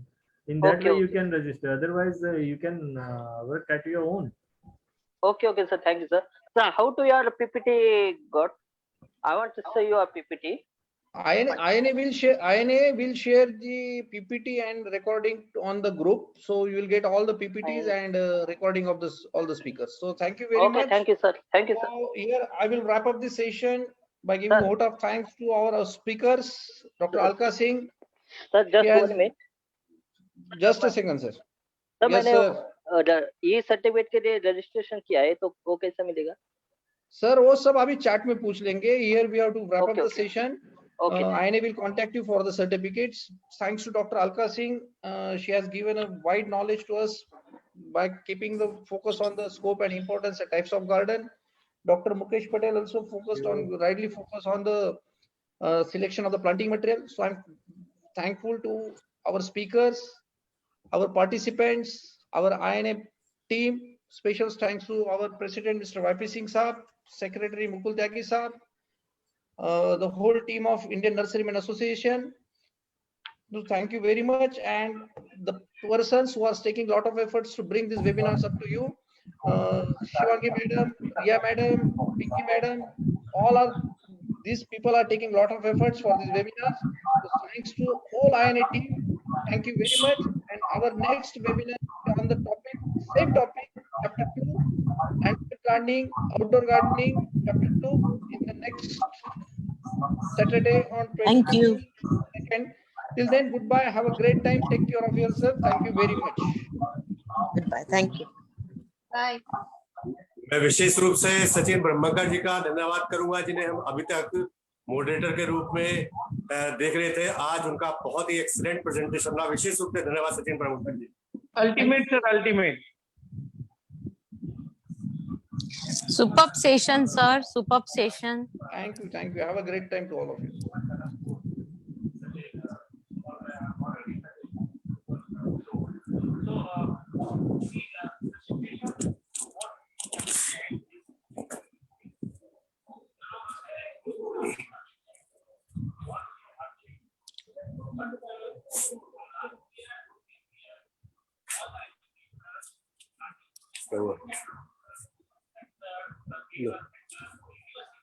Patel sir, we like to have more information from you. It was nice.